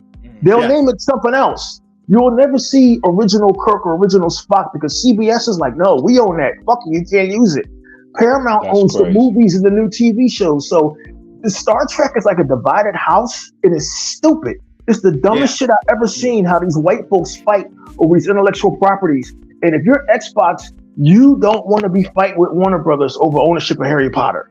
You don't want to be fighting with them with ownership over DC. It'd have been nice for Xbox to buy Warner Brothers games, but from Xbox's position, there's no value to owning Warner Brothers games if we can't get the rights to Superman and Harry Potter. It would be like fucking. I have a question then. I have a question, and this is more of a financial question or a solution potentially, right? And others think maybe you have some insights on this. What would it cost to get the license? Okay, not to pay for the IP. Okay, it's like with Sony and the game rights to Spider-Man, right? I don't know if they own it or if they're just renting it or whatever, right? Yeah. Is it financially feasible to quote unquote rent the rights out to make a game?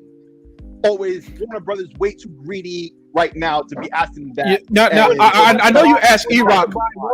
I know you asked E-Rock, but I want to take the first crack at your question. Excellent question. Go ahead. Six there. Yep. But pretty much what Xbox does not want to deal with anymore, Sick, is what happened last generation. Hey, we put out Quantum Break. They didn't own everything about Quantum Break. I think they owned the IP to the game, but what happened with Remedy? They start putting their games on PlayStation and all this shit, and then they gave them the rights back to Quantum Break, right? Yep. So a game that was exclusive to Xbox, now they don't reap the benefits in the end. What happened with Sunset Overdrive, my favorite game of the whole generation?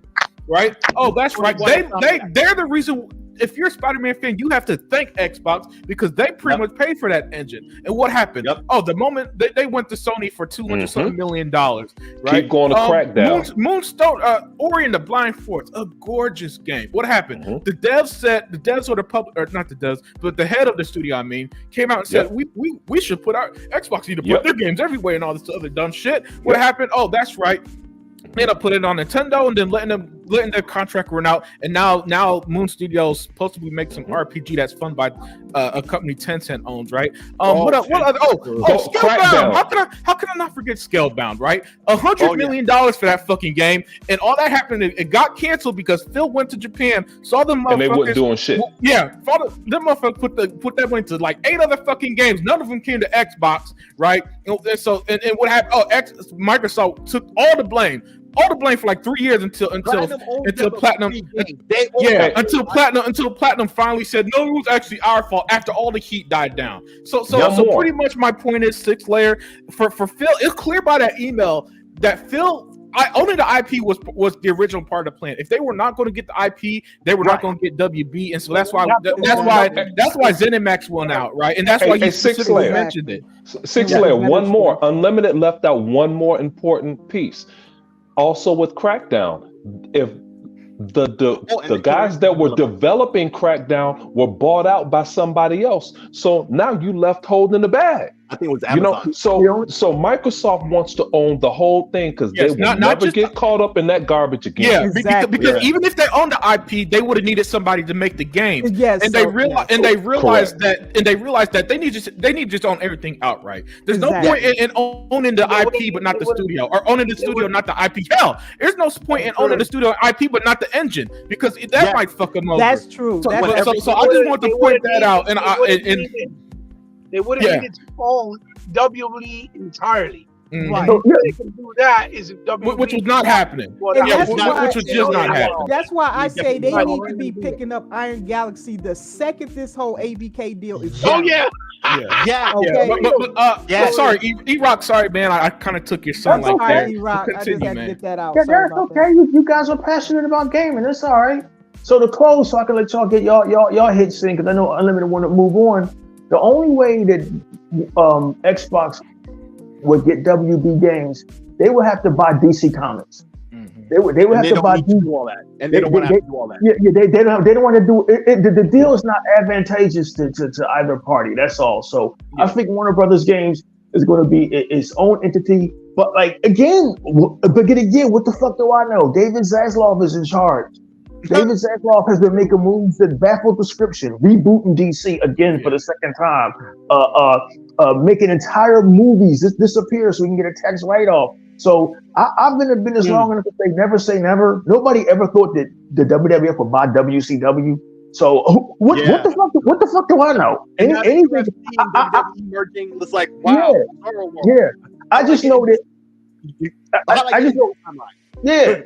just know that Warner Brothers, they got bit once back in 1976, and they don't want to get bit again. They have been strict about ownership of their intellectual properties. And look, and I don't blame them. It paid off. DC has been profitable for them, even though they don't know what the fuck to do with it. Harry Potter, the Wizarding World, they're the only company that can go toe to toe with Disney, and they're the only company that so far hasn't ruined their intellectual properties like Disney has. So it's interesting to see these dockets and these documents and see what could have been. But I'm with 100% with Phil on, we don't spend any more money unless we own. And that's it. I'm with Phil on this. Yeah, excellent, man, absolutely excellent, E-Rock. So I'm gonna move on to you, Six Layer. Let me get your thoughts on this, man. So pretty much the gist of it was that when these articles, not articles, but when the leaks happened, one of them was about Phil wanting Nintendo, wanting Valve, and to me, it was the WB content was interesting because of them specifically mentioned the IP ownership. So I do want to get your thoughts on this, man. What do you think the world would look like if what we see in this email came to fruition? So when it is funny. When Microsoft tried to buy Nintendo over 20 years ago, that was more of a naive move, right? But it wasn't naive. They were trying to build some power.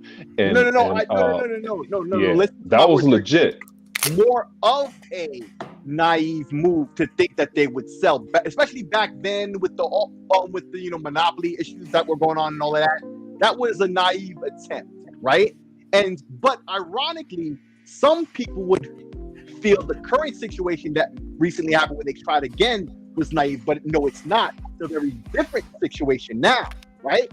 But I feel, unfortunately, even if somehow, some way, it was possible, right? And there wasn't any real roadblocks and Nintendo was cool with it and all of that, right? Even though they seem to be, I wouldn't say more amenable to being purchased, but but Microsoft and Nintendo have never really been enemies, right? Like that.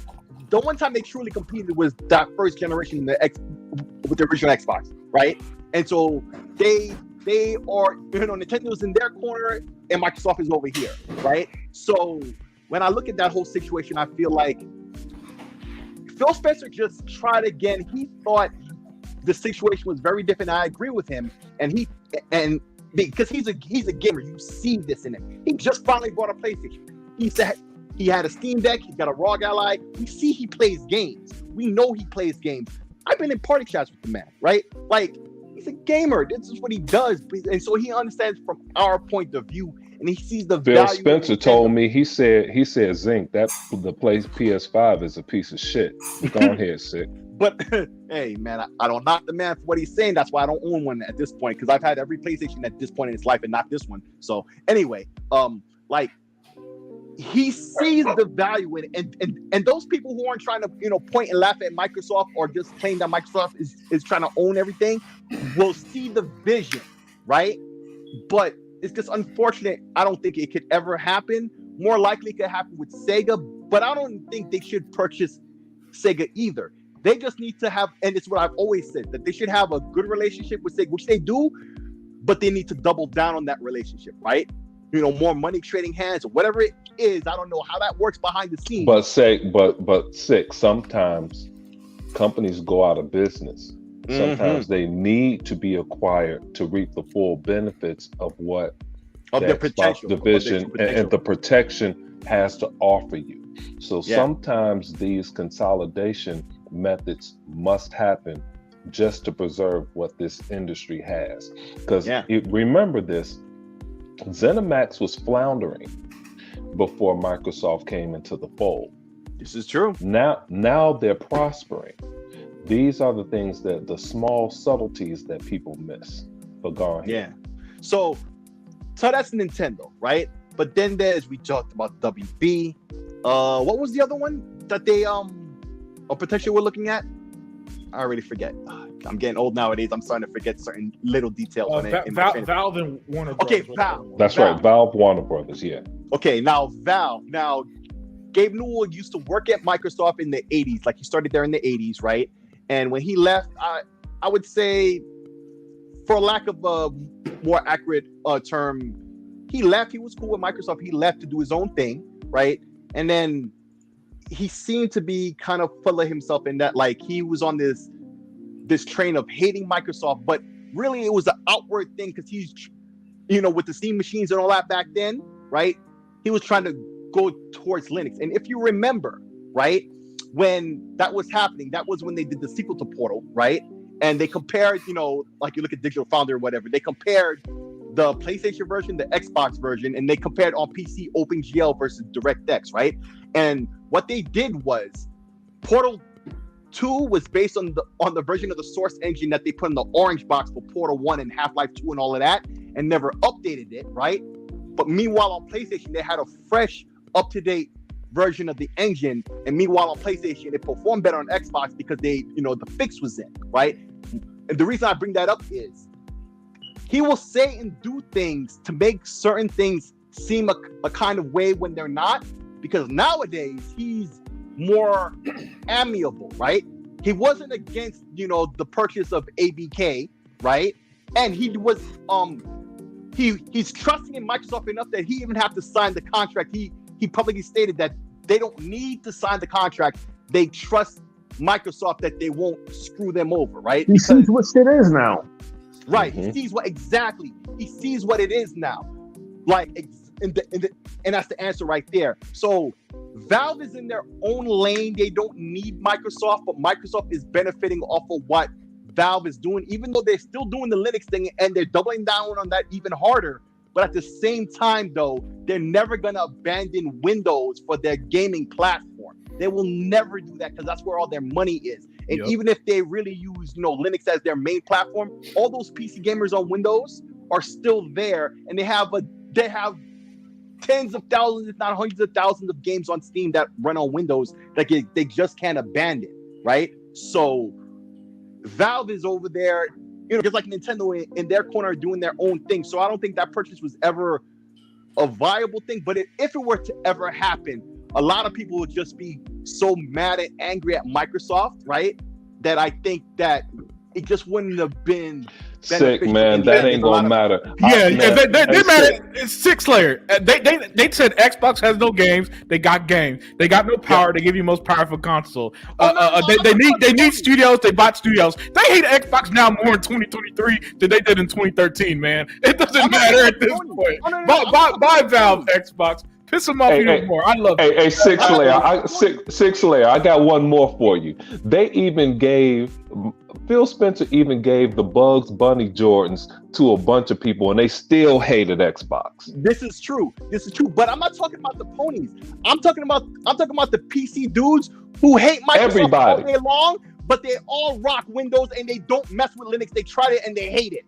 But they sit there and they complain all day, but they'll always get the Microsoft stuff.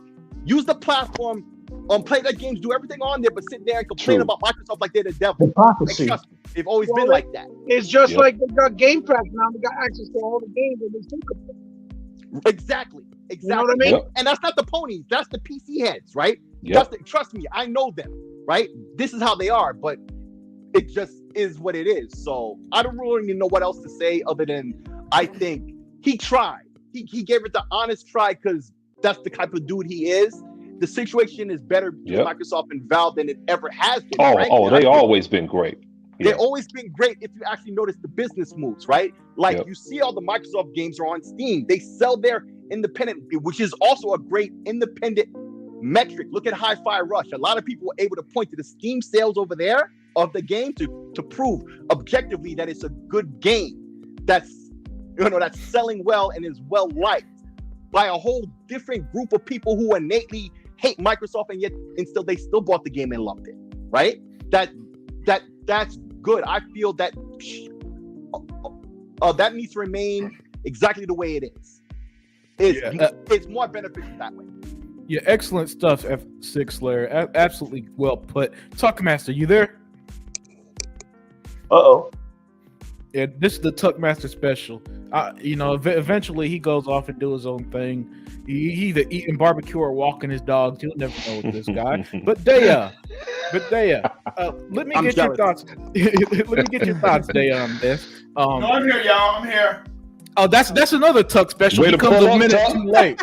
He saved the day, boy. Yeah. All Right right, when you go to the next person, he shows up.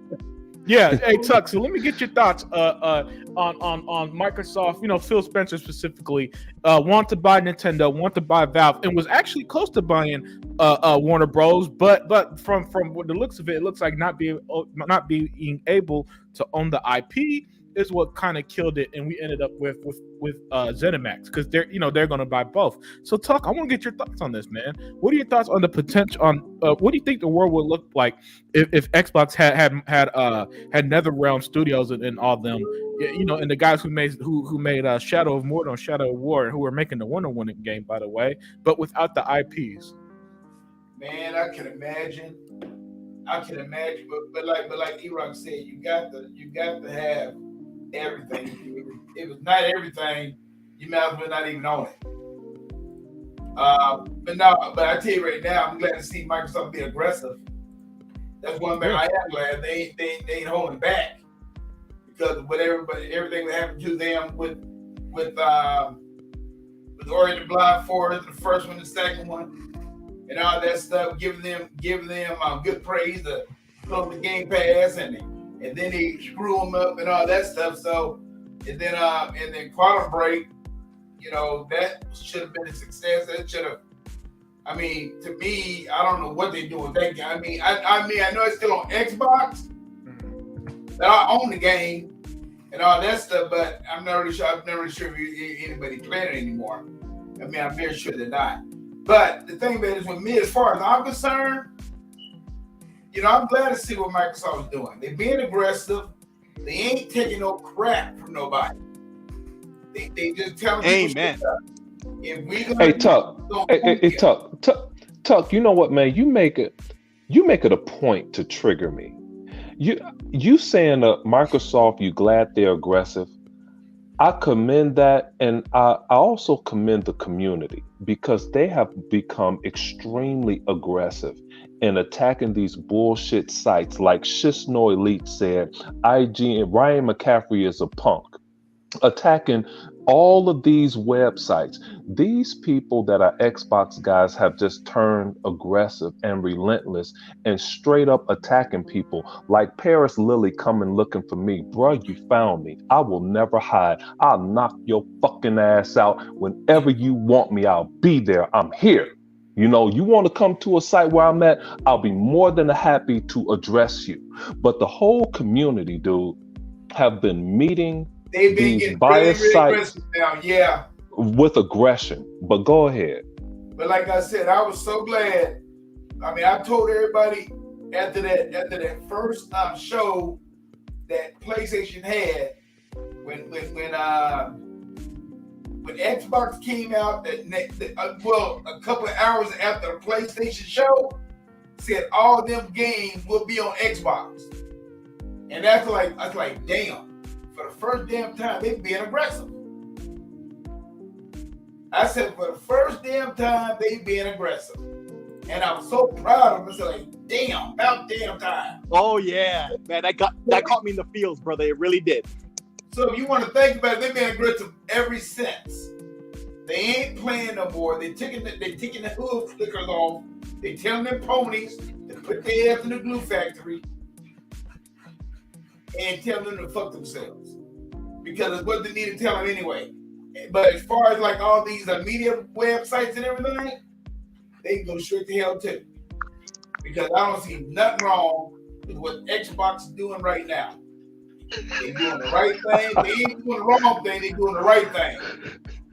In my book, they're doing all the right moves, because everybody in the panel know what Microsoft had to go through the last generation. Hey man, Tuck. Hey man, Flip Money ain't shit. You ain't shit. Jeremy Brown ain't shit. Emmanuel One ain't shit. Shane G, he know he ain't shit. Sis No Elite know he ain't shit. But back to Flip Money. Flip Money said, "Is Tuck Master taking a bath?" Hey, yo. But being for real, oh shit! Everybody in the panel knew what Microsoft had to go through. They had to go through flips and bounds to get like scale bound.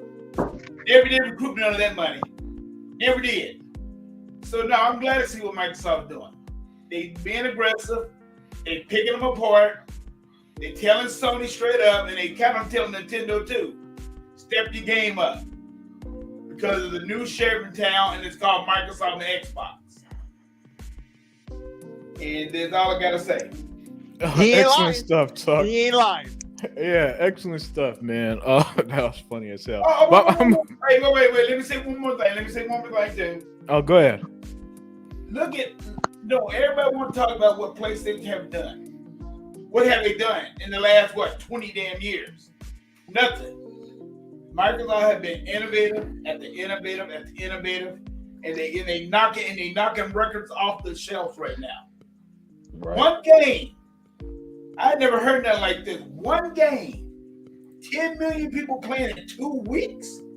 I never heard nothing like that in my lifetime. Yes, you have. Halo did it. Well, Halo did it, but I'm just talking about a new. But new IP. The game that we were told need PlayStation. Definitely in recent memory. Correct. Too. Yeah. New IP is important. Nothing like this. And this is what it's a bit higher than that. And Tuck, that's what infuriates them the most. What infuriates them the most is that Xbox continues to succeed despite all of their negative articles and their best wishes. And it's just hilarious to watch. They wanted this to be another Redfall situation, and I enjoyed Redfall. We all did.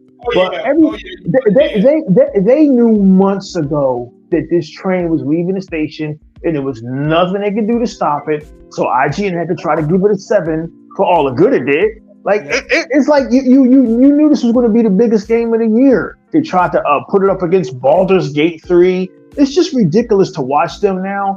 But I mean, the great thing about being Team Xbox is you can just sit back and laugh now because y'all winning. Y'all won. Y'all winning. Like all you can do now is just laugh at these clowns in the media. We've been winning since the generation started. Most people didn't even realize. I mean, I put it this, y'all. Every client that you talk to now, All you gotta do is put up 10 million people playing Starfield, and they back them down, and they won't say shit. Yep. Because they can't say nothing now. Mhm. Yeah, excellent stuff, Tuck. Daya 4568, the Queen of Green. I need to get your thoughts on this too. So Daya, what are your thoughts on Phil Spencer? He wanted to buy Valve, he wanted to buy Nintendo, and it seemed like he was a lot closer than we might think with Warner Bros. Because I remember Daya, specifically when the news came out about Warner Bros. Was potentially putting their studios on sale, and this was one thing I saw the Xbox community Daya asking for endlessly. And now we kind of get a glimpse of why it didn't happen. But let me get your thoughts on it. Well, I agree with E-Rock in that I think for both parties involved with WB and Microsoft, it was not a good fit. Microsoft wants to own what they have, so that gives them security, and it's the same thing for Warner Brothers. So therefore, for the health of both companies, I think that it was better for the properties to stay with their home, and that Microsoft picked up a company, a publisher that really needed the help, and that was ZeniMax. So ZeniMax was saved because they was in a pretty rough shape, because if they was forcing Arcane to do games that they wasn't even used to doing, putting microtransactions and stuff in there, they were in a pretty rough state there. And that's also why Fallout 76 came out the way it did, because of those decisions. So I think that was just, I think this is almost like a happily ever after ending for the two companies. As for Valve, I don't look, I think Phil Spencer is the most ambitious man I've ever seen. Yeah. He is ambitious. If you stare up at the moon, he'll stand next to you and say, "I'm gonna have that one day." That's Phil Spencer. That was good. So that was good. I think the sky's the limit for him. Well done. You should say that as a YouTube short, for Honestly, real. he shot high for Nintendo and Valve. But I think that what Phil likes to do is he looks at something like nothing is impossible. Circumstances can change, opportunities can open up, and I just think that he's always looking for those opportunities. Yeah, and Daya, let me quote Phil in the email, because it Okay. kind of fit what you're saying. So Okay. pretty much he said, and I'm quoting verbatim here, at some point, getting Nintendo will be a career moment, and I honestly believe a good move for both companies. It's just taken a long time for Nintendo to see the future, to see their future exist off and on their own hardware. Phil, does that not sum up what Daya just said, or what? It's a matter of time, basically. Matter of fact, time. we'll call it right now. Phil's not retiring until Oh, we no. see, until we Correct. put out a tweet. I thank He's you. ambitious. We're finally welcoming Nintendo to the Xbox again. Dear, you might be too young for this. You ever see this movie back in the 80s called Scanners? Could you imagine everybody's heads exploding if Microsoft announced they bought Nintendo? Oh, Microsoft was the devil. They didn't lose their damn minds. They would go crazy if they picked up Valve or Nintendo. They would lose their minds. You Either thought one. Starfield made them go crazy. Oh Jeez.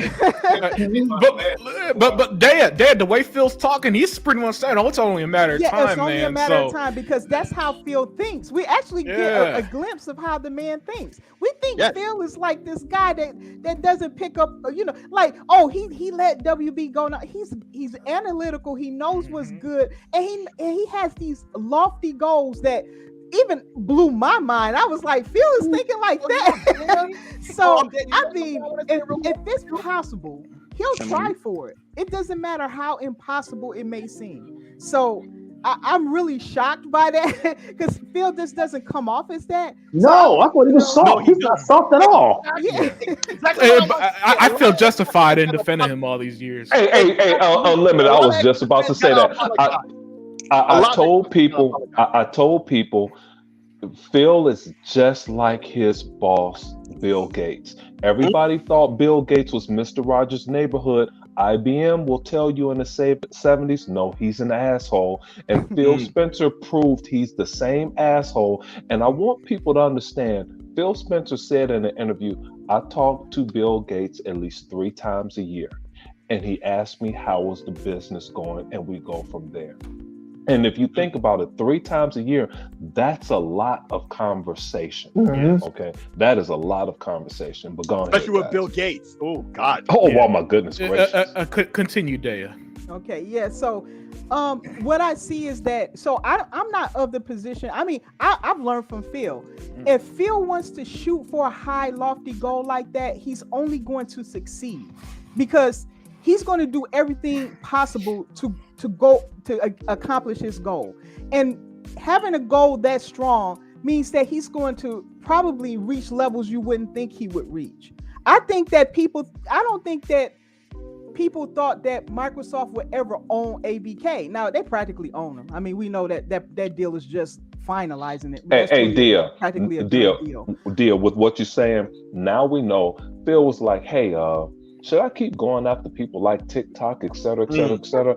Amy and Satya was like, bruh, go ahead. You can do what you want to do. Yep. You know what I'm saying? When you have, like E-Rock was the first one to say it on the whole internet. I never heard anyone say it, how much the Xbox division was actually worth. And I think at the time it was over 530 billion, 560 billion. When you could rise to a level like that, and then you have the leader say, hey, bro, you doing your thing, whatever you want. And I'm not just talking, I am talking shit, but I'm not just talking shit, because when you say, hey, because you talking facts. I want to buy Activision. Well, hey, Philip, how much is it? They call him Philip. They didn't even call him Phil. Philip, how much is it? 68.7 billion. Hey, okay. Hey, Brad Smith, go over there and write up some shit legally. We're going to go get what Phil wants. Go ahead, dear. Talk your shit. Yep. So what I want to say is that this is a glimpse, and what we need to take from this email is this.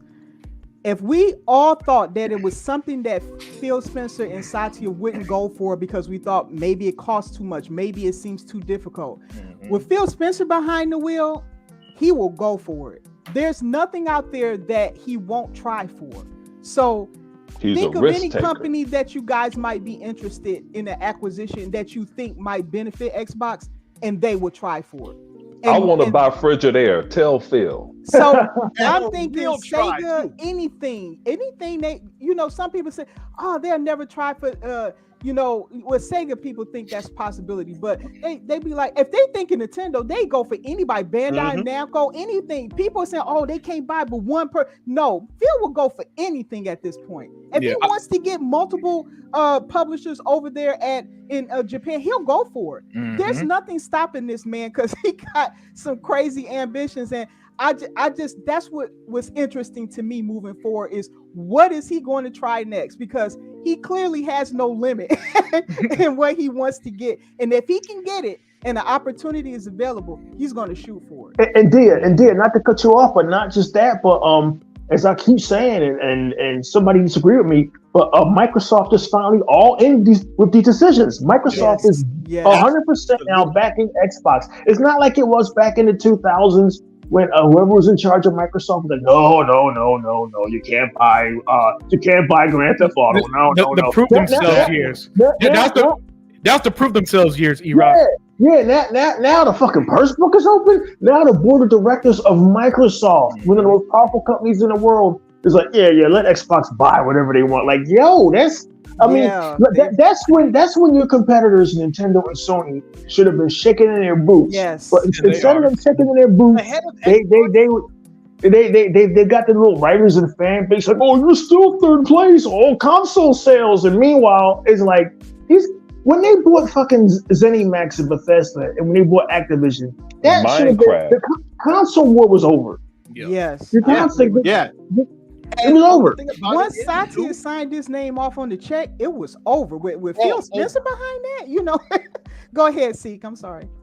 And the one thing about that is too, even before all this more recent, successes with the ABK deal and ZeniMax and all of that, the head of Xbox was on the board of directors when the head of Windows wasn't even for years until recently. They finally put 6 layer. That it's ridiculous. That right there, that's the one. That was the difference maker right there with in my that mind, jackass. yeah. Yes, that was the difference right there. Because actually, he was overseeing everything from the Xbox division, and Yes. Phil Spencer was like, "Hey, Satya, they lying. They got that money from us." You know. Yep. So yeah. Mhm. Yeah. Dad, you got anything else there? Nope, that's all. That's what Yeah, I took from it. Yeah. Yeah, and Flip Money said Ubisoft is next. Oh, I'd love that. Listen, Flip, if They would try Xbox for it. buy Ubisoft, I'll do a 10-hour stream.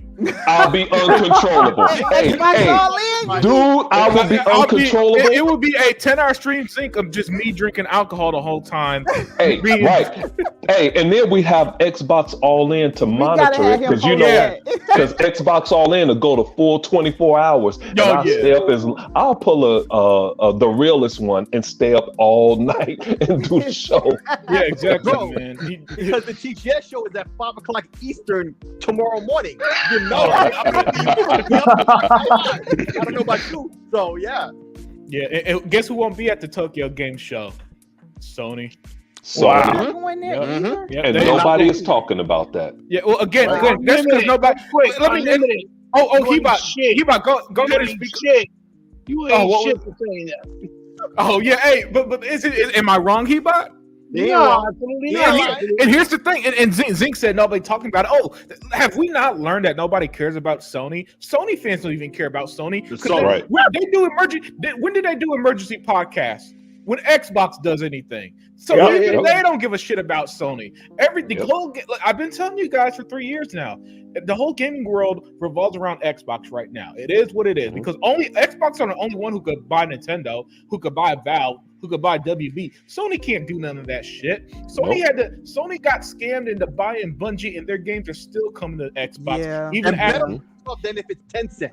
yeah, I still feel that way. yeah, exactly. And the clearest illustration of all of that, they were supposed to get the greatest game in the world that Dia loves to play with her 9090 PC, Baldur's Gate, but they'd rather talk about us and the games that we're playing and what's going on over here in Starfield and visiting planets, and Baldur's Gate just Because- dropped and you not playing it? That's because PlayStation has no games. How do I know they have no games? Because they talk about the console with all the games. Xbox. Yes. That's Yeah, true. Yeah, That's a good yeah, point. yeah, gamers. I said it distinctly, and I said it proud. Sony has no games.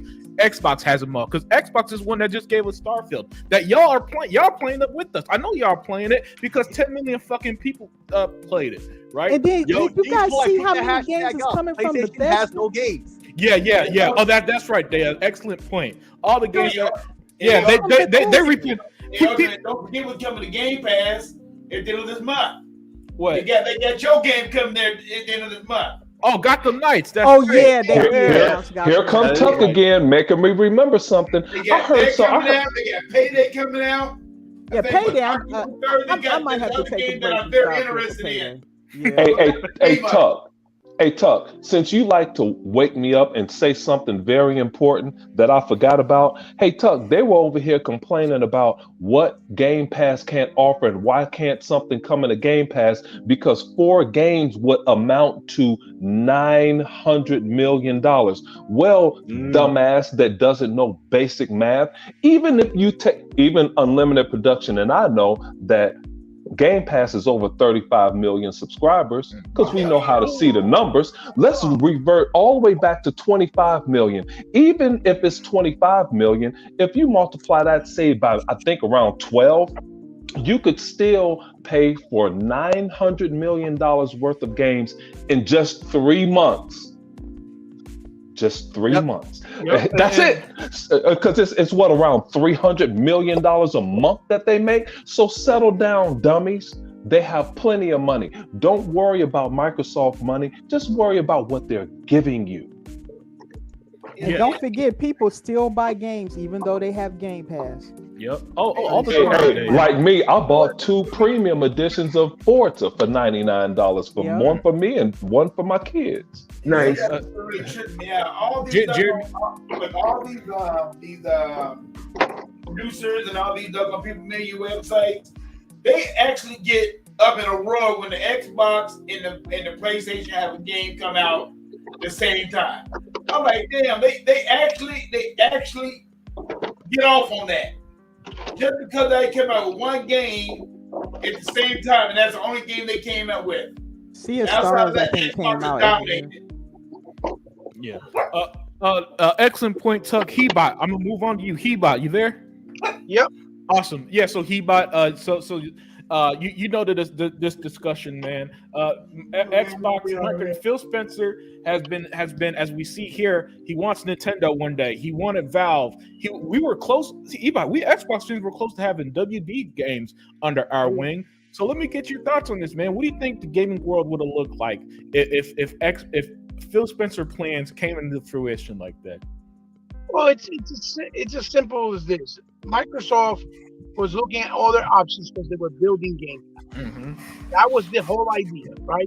The idea that nobody understood, even us, ourselves, E-Rock, myself, when we first heard we're going to put all the games how the fuck is that going to happen, right? Because they were doing the numbers, they were doing the analytics, they were doing the data testing. They saw the possibility, right? And now, to be funny, to be honest, all the people that thought it wouldn't work are now seeing the fruits of their labor and be like, damn, they actually did it. It does. Yep. So now everybody wants to be a part of it, but don't want to really admit it, right? That's why you see those big ass numbers for games like Jedi Fallen Order. If you put it on Game Pass, they have to pay $300 million, right? Which also kills another narrative where people be like, oh, well, why Xbox doesn't put AAA games? Because they're expensive. You realize they would pay more for Jedi Fallen Order than what Sony paid to acquire Insomniac? Do you see that? Yep. Microsoft could basically buy developers to pull out own not only the developers, their IPs, the publisher, by paying that kind of money. So they got to pick and choose their battles and be smart with it. So I'm glad that those numbers came out, because that proves when they say, oh, but putting games on Game Pass don't work. Yes, they pay them up front, dummy. That's how they make money. GTA, 10, 12, $15 million a month just to have a 15-year-old game on Game Pass, because that's how much revenue it brings. So again, I'm glad that revenue came, that those data came out.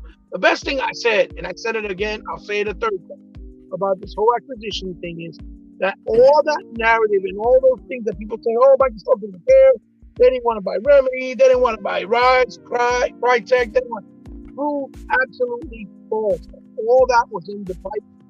It was those people and those developers and publishers that chose not to be bought because they really thought Microsoft was going to stay in the dead wing area when they had that downfall with Xbox One in the Xbox One generation. They actually thought they weren't going to come back, but they did. And they did 10. And now they're like, oh, fuck. Again, like you said earlier, no one's going to pay. Phil wasn't going to pay $70 billion WB or WD to say to them, yeah, but you can't own the IP. No way in hell. They weren't going to do that. No one that's smart business with smart business ethics would do that. So what did they do? The smartest thing. Buy ZeniMax, get 12 developers and all their IP and more. And already with things like Redfall, even though people may say it failed, things with Redfall and now Starfield, they already seeing the fruits of the labor of that development and that purchase. Already, they made it back, and they're going to make it even more because they got more games like a Valve, right? And other games that they're in development. They already said that, but they got 3 games in the works, like a new a new Elder Scrolls. Elder Scrolls 6, yeah. Right, the Indiana Jones, and they were all confirmed only going to be exclusive to Xbox. All of them. Okay? That hurt. So that tells you right there, their plan was never to abandon Xbox or their gamers. They know what the hell they're doing, but they had to do it professionally because they're considered a professional company. Hey, I don't know if you saw it, Hebot, but I sent it to Unlimited. I know he saw it, but the Mm-hmm. the 2030 profile, the forecast, and everybody. I know Unlimited is about to boot me from the show, What's that now? but yeah, they had a 20 forecast leading up to 2030. Okay, Okay. so and on that picture stood the Master Chief, somebody that everybody is hating on. Everybody Wait is a minute, hating where on. was that at? I didn't see Oh, that. it was. I sent the picture to Yeah, let me Unlimited. put It it was on a. screen. It was a Okay. part of the leak, but I want to go to something more important because Dr. Vaca just. This is Oh, here why it is. I represent the chat. Okay. Wait a minute. Now, So they Doc. making a new Halo? I'm trying to figure out what was you saying? Like Okay, the Master what I'm Chief? saying is, I forgot exactly what Hebot said to make me say this, but the forecast that Microsoft had of the So leaked documents that they yeah, had, they Uh-huh. went to all the way up to 2030, the Okay. year 2030, right? Okay. And alongside the 2030 forecast, and this is what you do in business. And I was going to go at Ty Guy Travis to show him how unimportant a review is. The review is the lowest form of marketing you could possibly do. It's less than 5% of what we do to formulate a business plan that reach all the way up to 2030, what Microsoft just provided right here. yeah, And you yeah. see It's on this screen picture. now. Okay. Dear, you see this picture to the right here, Yeah. where people hate that guy in that suit, that military veteran that saved humanity and all of our lives. That's the only reason we can hold this podcast. It's because of him and what he They has thought done. that Xbox abandoned Halo? Is that what you trying to Yeah, say? because Six Layers favorite writer Jason Schreier said how they abandoned the Xbox writings of the master of Halo, and how they're getting away from the Halo story and going to Oh, abandon it. So, and okay. Six Layer came on the show just to tell us about that. And you see how here, Right, and that's that the path to 2030, and they got him front and center, Well, right? So front yeah, and okay, center got it. Yeah, as the leader, like he's okay. Air Jordan representing Mm-hmm. the Chicago Bulls and they 6 championships. You know what I mean? Right, So, right. and you see there the first line: console business is the foundation. Nation. Yep. Okay, so everybody settle down. Okay, but I want to go to something more important, because Dr. Vaca, this is why I always say I represent the chat. Dr. Vaca just called this whole panel out, including you, Dia, including our better half, called everybody out. What do we do? We didn't say nothing about baby steps. Oh, I got I a was line. going to get to that. I was going to get to anything that. be said about that? I got something for that. Bruh, did y'all Yeah, see I that? don't know what baby steps is. So Oh, It's a game. production. Oh my goodness gracious.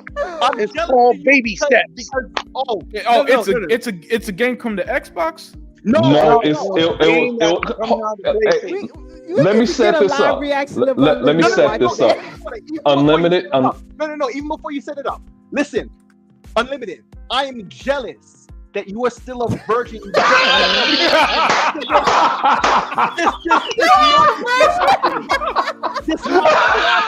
That was actually a game. I literally thought it was a meta joke about Yes. simulators. I didn't think it was Yes. a real fucking game. I couldn't believe. Oh my god, it's a real game. Hey, Six, let's stop, because Unlimited production is too important. He's a E-Rock and I virgin now. live. We don't want to we- steal that from him. Right. Okay? We live through Unlimited because Unlimited is only 8 years old. So Unlimited, Unlimited, just please watch the last state of play. Okay. We're about to watch it right now. Oh no. Let me see this bullshit. Well, listen, The first thing, bro. check This it is out. The first thing they showed. This is the first thing, yeah. Oh, God, don't do it, Unlimited. No! You know, amazing Lucas. Yeah, you Xbox are gonna be real salty. Look at this. Then a minute later, what the fuck is this shit? Hey, let it run so Unlimited can soak it in. It's literally a simulator where you're learning how to walk. Hey, he bought Dia said, watch the gameplay. This is the gameplay, right? That's the game. Yes. That's the game. Well, Sony figured out been walking around with Kratos all this time and walking around with naked Numeritas. Here you go. Stupid. It burns. Stop. He tripped. It fell. Look. Unlimited. Play the audio so you could hear it. When you hear them talking, No, it's no. even worse. Y'all can't hear the audio. No, Y'all we can't hear the it. audio. But Unlimited, as long as you can hear the audio, it's okay. It's fine, And yeah. He-Bot, leave him alone. He has to go through this. No. No. Why are you subjecting him to this, bro? Why?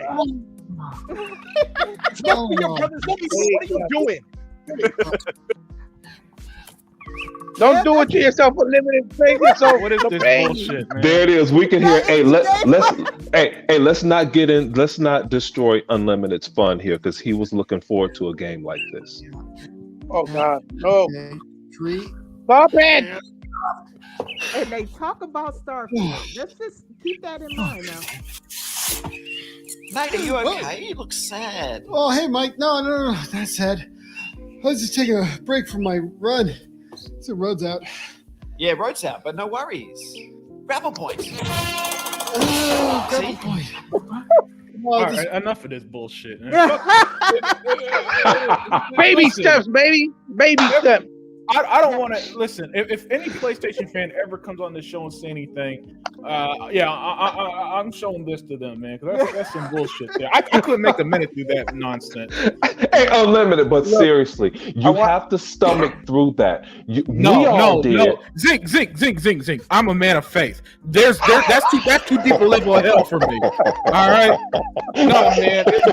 God's gonna be coming in my dreams tonight. I gotta beg for forgiveness. I gotta repent my sins now. What was that? Trying to avoid hell early.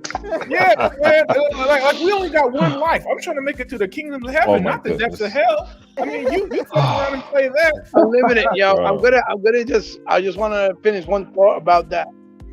About the subject with the Nintendo. Yeah. Oh yeah. Go ahead. The one thing that I was trying to bring up about the Nintendo thing is that a lot of people seem to have amnesia, especially always on social, where they bring up stupid things like, "Oh no, this will be terrible." Microsoft did it. People seem to forget that same year where the documents are from supposedly was when they were before. Right? I think it was right before the Switch was going to be coming out, or right before it was announced or something like that. Nintendo own president said that if the Switch wasn't successful, they would have gone and filed for bankruptcy. And one of Phil's points for him saying when he said what he said, he's talking about that if Nintendo ever is, because that's why Nintendo can't or doesn't make hardware that is more up to date to the standards of what we got on a PlayStation, let's say, or on an Xbox, because they have to finance their money the smart way that works best for them, right? That's what's Phil's point, that if they ever in a bind like that, because if Nintendo is on the console and it doesn't do well, they're not going to be in the same shape again. So what's going to happen is they're going to be in trouble. And his whole thing is, without touching them, making them part of the family, Nintendo can still be Nintendo, but they'll have the backing of Microsoft and not ever have to worry about making maybe a less efficient console or hardware or games, right? That can't run at better potential with better power, and that they can preserve and protect their whole brand and foundation, because he believes in the pioneers to still be alive and going, because they're the ones who paved the way. Just like he said, Sega would be a great addition to the Microsoft family, because they have a plethora of amazing IPs that can be revisited, that haven't been revisited. That was his whole point. It's not because he's trying to buy the market and be a bully and take control of everything, even though it may look like that. It's called smart business. And he knows that Nintendo is an important asset of the gaming industry in the world. And for them to acquire them, it would benefit Nintendo. It would just be a plus. Just like I said, that if they bought Sega, they could be a form of the shadow of their self from before, because they'll be able to finally put more money into old intellectual property and bring them back to fruition, bring them back to life, and they wouldn't have to stay dormant and keep and start and continue to innovate the way they used to. Right. They can't do it no more because they don't have the capital. That's why they keep doing Yakuza 956 or Part 956, because it's the only games making them money, and some of the Sonic games. But that's the reason why. That was his whole idea. I guarantee you, based on, getting or trying to acquire Nintendo, because that was during that time where the president said that they were going to go bankrupt if the Switch, again, I quote, if the Switch did not do that. You see what I'm saying? So I just find it crazy that people would rather Nintendo go down the drain with all their IPs not to exist anymore, instead of having the backup or the financial protection from a company like Microsoft. You see what I'm saying? Okay, I get it. Pretty much Phil's just waiting for the next gimmick to fail. Then he's gonna swoop in with the perfect offer. That's why what you guys said made sense. It's only a matter of time. Hey, let's read a perfect comment here by Gogol Poll at 8:17 p.m. He said, if Microsoft were only in it for the money, they would never have made games like Flight Simulator or Halo Wars or Gears Tactics. You would think Sony would support games like Grounded or Pentiment or Age of Empires 2 on Xbox. That's very important. But you know what? Hey man, Hebot, I understand that you covered for Unlimited, but just like when we were 8 years old, like Unlimited is right now, during the Great Depression. Correct. We had to watch The Exorcist. So Unlimited, after this show is over, you have to watch the beginning of that PlayStation State of Play. And remember, they led the show off with baby steps. They led the show with that game. But yet, Microsoft needs to somehow copy the way PlayStation does their stuff. Yes.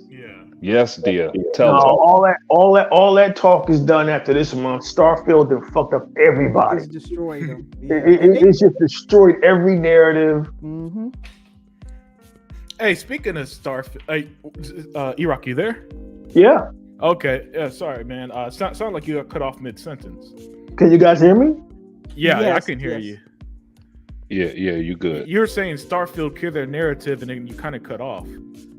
Yeah, Starfield just killed all that talk. All those narratives are dead, man. This company, this has been a fantastic year. Yeah, it's been amazing.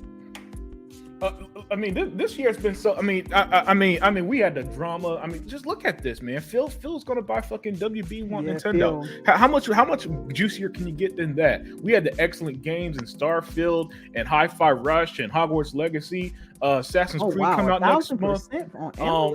Yeah. Oh yeah, that's right.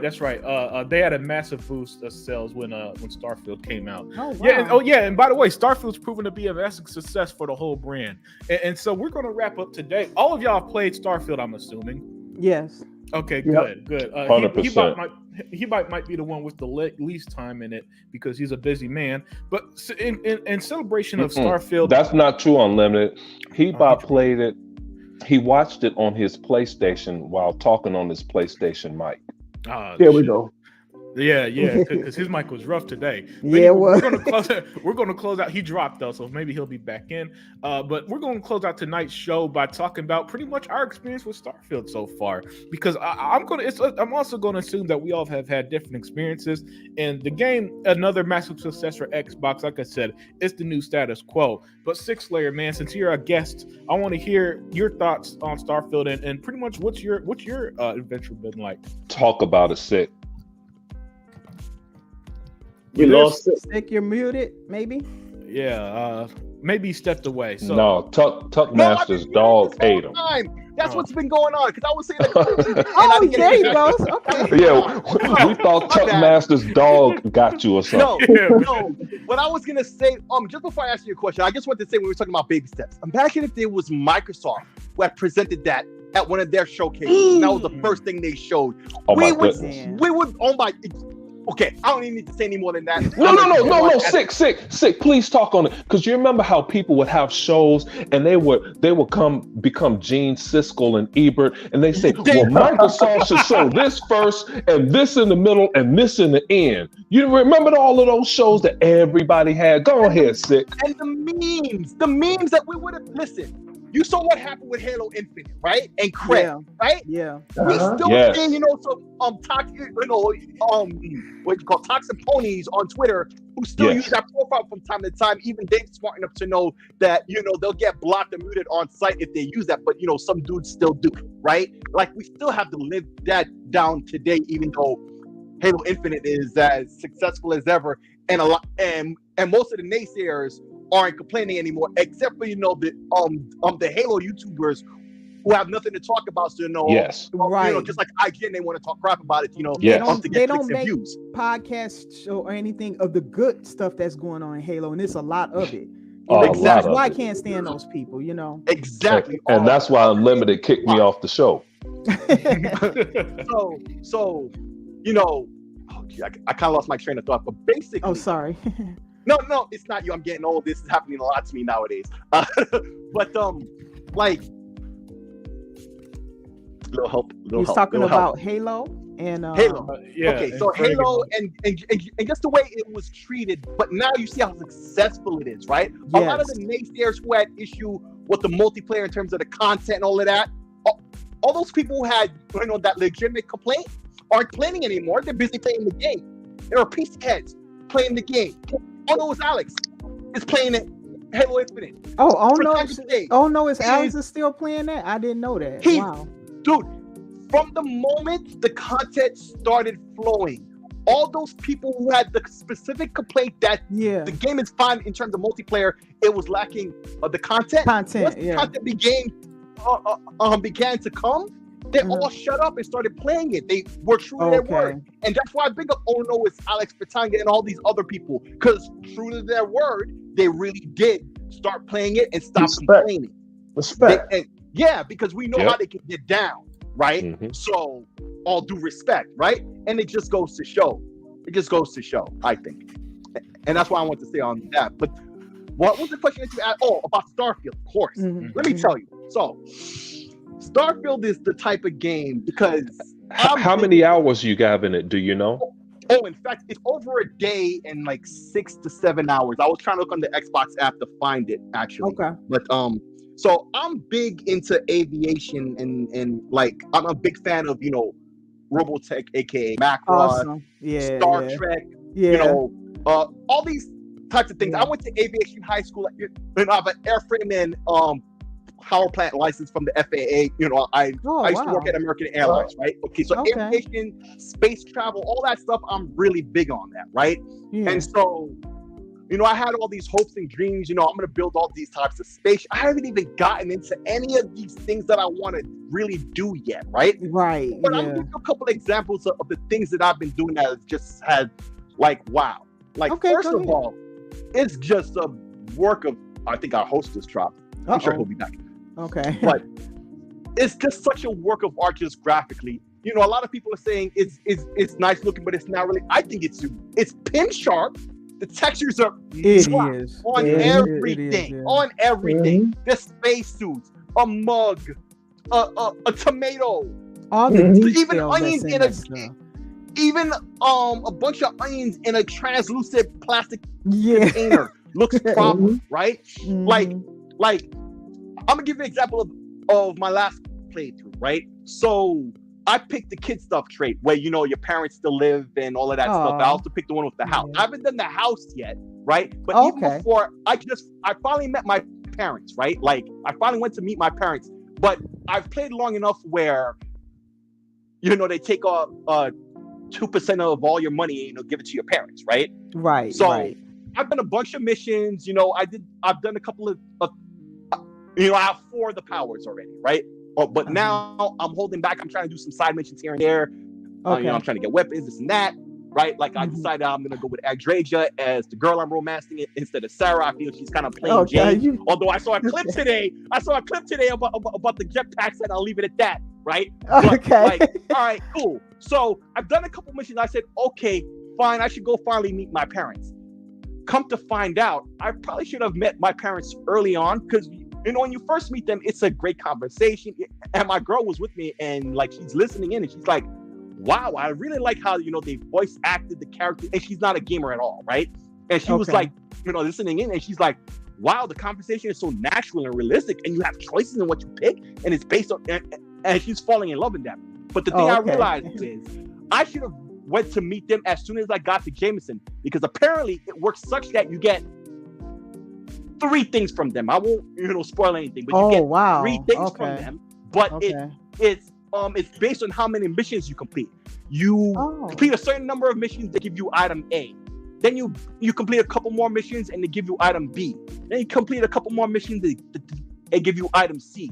And because I hadn't met them until like after a day and a couple of hours of playing, right? I'd already unlocked everything. So when I spoke to them, what level are you? I'm level 18 or something. Okay, go ahead. 17 actually, okay. Right? So when I went to meet them, in RPGs like this, when you have all these options to speak to them, after you think you've exhausted all the dialogue options in every variation of what they're gonna say, minus the negative thing, like you could kick them out of the house and basically turn off the trade. I didn't do that, obviously, but because I really liked them as characters. Now I'm emotionally involved with in my parents that aren't my real parents, my character's parents. I'm emotionally involved in what's happening in their lives, right? So now, like, I exhausted every option, and then just as I was about to leave, I said, you know what? I think I missed one option with the father. So I went and I spoke to him again, and then he's like, oh, here's this. And then I thought to myself, wait a minute. So I went and I spoke to my mom. Oh, here's this and this. Oh, and then she goes, oh, you should speak to your father again. Oh, okay, speak to him. And then, this happened to us, so we don't need it. Here, you take it. Here's this. They just give you stuff? Wow. They must be, are they kind of wealthy? No, they're not wealthy. They're not wealthy. Particularly the last thing you get from them. The first 2 items are old items, right? Okay. Like family heirlooms. Don't spoil it, case for other people. I'm not going to spoil it, but family heirlooms. It wasn't a cost. No, right? You already spoiled it, because I'm thinking that when I meet my parents, they're gonna be rich as hell on the ship. But well, anyway, something else happens, and they give you a very, very, very nice present, because they thought to themselves, we can't use it, but you could. So there you go, right? Like, beautiful. And then I did the Mantis mission. I had finally decided to do the Mantis mission because I had heard. I haven't done Mantis. I'm actually going to be doing that very soon. So okay, good. So for those of you who have not done the Mantis mission, but this is actually, useful information for a lot of the items, like you see spacesuits and helmets and stuff that are on shelves and stuff, right? Okay, at the very end of the Mantis mission, you get some armor, right? The stats on the armor are procedurally generated, right? What? So if you save just before you pick it, you could reload the save and keep trying over and over and over until you get the stats you want. Now I come to find out that there's a couple of stats that it's picking from, and it'll like cycle through that and give you various percentages, right? But it's not with just that armor; it's with a lot of the armors and items you see that are hung up, right? I'm reading what Nene said. Yeah, man, forgetfulness. But a lot of the items and weapons you see that are up on shelves, when you pick them up, they're procedurally generating all the stats on them. The stats, okay. So sometimes it's best to save just before you pick it up. Just like you save before you use the digit key to unlock and do the puzzle. Right. Yeah. The same thing when you pick up these items, because the stats will cycle through different stats that they have programmed in. And if you want the best or whatever you want, you just reload it, try again. Reload it, try again. Now take it from me, use an extra save spot to save what you for example, the first time you grabbed it. Because for me, like, the first time I grabbed it was the best overall stats. I should have just stuck with that, but I didn't save, right? So I had to try over and over and over to get something that was just like it, and then I finally did it. But yeah, so that's just a taste of the experience that I've just had. A tiny bit. Just a tiny bit, because this is a game that can go on. Look, there are people who are still playing Skyrim to death today, I know, Oh, I heard about it. And Starfield? that Mantis mission has to be one of the most famous ones because I've heard so many people talking about it. I have that queued. I just haven't gone for it yet, but I'm Yes. getting to the point where I'm going to be going on that mission pretty soon. So I So just haven't Starfield, done I it. have all these plans to build ships like the SDF-1, and I retweeted somebody did the Normandy, and it looks just like it. I've seen somebody Wow. do Yeah, the, it looks just on the like it. armor. Yeah. I've seen them do the X-wing, the Millennium The X-wing, Falcon, the oh, wow. Enterprise. Yes. They're making everything on that game. Yes, man. So many spaceships for sci-fi history. Of course, Battlestar Galactica and all types of stuff. It's like, yo, I want somebody to do Event Horizon, make it Yes. scary. yes.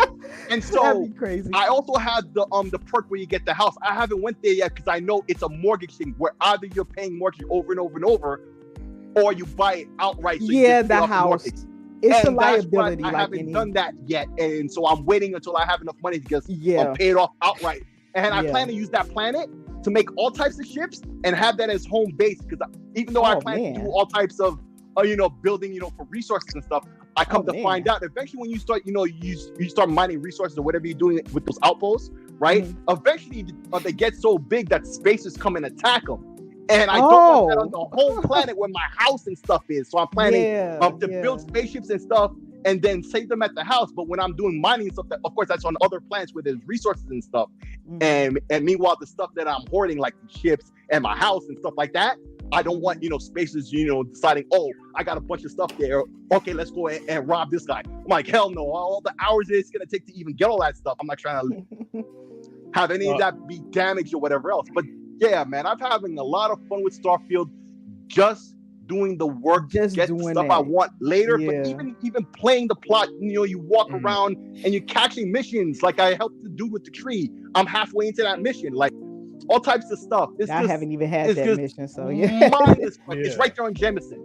It's mindless fun. Like on Monday. Yeah, on Monday. I play. Actually, Sunday night, right? I played till 2-3 o'clock in the It's morning. addictive, ain't it? Because it's hard to addictive, pull and I away don't from even know it. where Yeah. the time went. I'm like, it's 2 o'clock. I'm like, oh man.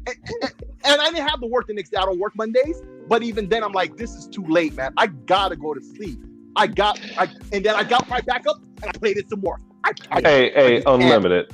I had enough of six layer. Kick him off the show. The professional reviewers did not have this much fun or this much insight playing the game. He must be lying.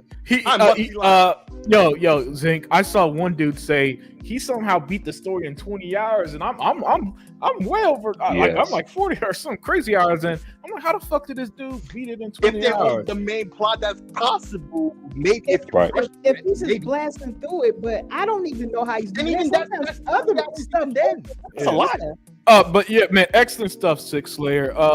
E-Rock, man, E-Rock. I know you've been playing Starfield, so let me hear your experiences with it. Yeah, can you guys hear me? Yeah, absolutely. Yeah, I think I'm at level 24 now. Been having a blast with it, man. Been learning nonstop since it got released early access. Incredible detail, infinitely replayable. Just so much to do, so many things to do. I'm married now to Sarah Morgan. I like her because even though she's very prudish and she's like a Boy Scout and she's always fucking reprimanded me for every goddamn thing I do, she's actually good in a firefight because she was a former soldier. So don't sleep on Sarah Morgan. I know everybody's first choice is Andraja, but man, Sarah Morgan gets down in a fight. Please do not pick Vasco, the robot. All he's good for is storing shit. He pisses me off. Yeah, I think I'm on my third starship now. I've been playing through the main story. I've met the aliens who want the artifacts. But how many hours are you in? I don't know. You spoiling stuff for me. Probably. There's no way I'm going to spoil it for you because I can't spoil what you haven't seen yet. Yeah, how many hours you got, E-Rock? Probably 1 day and 20 hours or more. I'm not sure. Okay. I have to look again. I can't finish the main story because I need a ship that can go past 21 light years. They don't tell you that. They don't tell you that. I just found that out today, 'cause I couldn't travel some areas. You can't travel to some areas. So in the meantime, while I'm grifting and stealing quietly and trying to get the money to buy a starship, I went back to Aquila to do some missions. I've been in our solar system. I've been to Earth's moon and seen the Apollo landing sites. The American flag is still up there. Oh, you found that? I couldn't find it. Yeah, that's still up there. I've been to Egypt. The pyramids are still standing. There's one skyscraper left in London. I don't want to spoil what happened to Earth, but it has nothing to do with Fallout 4. They exist in different universes. But you'll find out what happened to Earth soon enough, and it's really fucked up. So in the meantime, while I'm waiting to finish the main story, I've been going to Aquila and doing these missions that I've ignored. I've joined this group of Rangers called the 3-Star Rangers, right? And I've helped them take down. Can you guys still hear me? Yeah, I'm listening. Yeah, I've helped them take down these guys called the First Order. But the thing about this is, when you do one mission, it leads to so many things and unlocks so many things.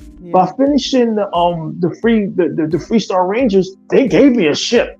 I mean, they gave me some shit like out of Star Trek, because I completed the Manus mission. I love the Manus armor, but the Manus ship you get is bullshit. Like at first, other spacers and pirates be like, "Oh my God, that's the Manus. Let's get out of here." But then after a while, motherfuckers don't care about that shit, but just be shooting at you. So the 3-Star Rangers gives you a bigger ship.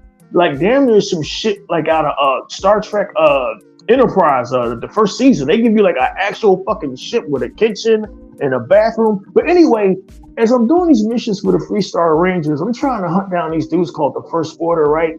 And Sarah Morgan's like, "Look, man, you're taking us off our main mission. We got to stay on mission." And I'm like, "Boo, let's just do this because I need fucking money so I can get a more powerful starship, right?" Talk about it. Anyway, this mission leads me to this casino where I gotta do this run against these monsters, and I'm hunting down this lead, but the lead sends me someplace else. It sends me to this fucking this mine in this asteroid field, and then in order to get to this contact I'm trying to get to, I had to hunt her down at this clinic. Now there's a clinic in space, right? And the whole point of this long drawn out shit, I'm about to close it up, is we go to this clinic, right? I'm only in this clinic you're only there for maybe 20 minutes or an hour to gather clues to this person you're hunting down for, the 3-Star Rangers. The clinic is incredibly detailed. It looks like a hospital from our world. Metal looks like metal. Computers look like computers. There's doctors in there that want to talk to you about shit. There's a ranger in there who wants to talk to you about his problems. There's an overly helpful administrative assistant. There's a head doctor who doesn't want to help me at all, but he finally gives me his key. The point I'm getting at is, who the fuck goes through this much minutia for a 20-minute investigation? That's Starfield. That's Starfield.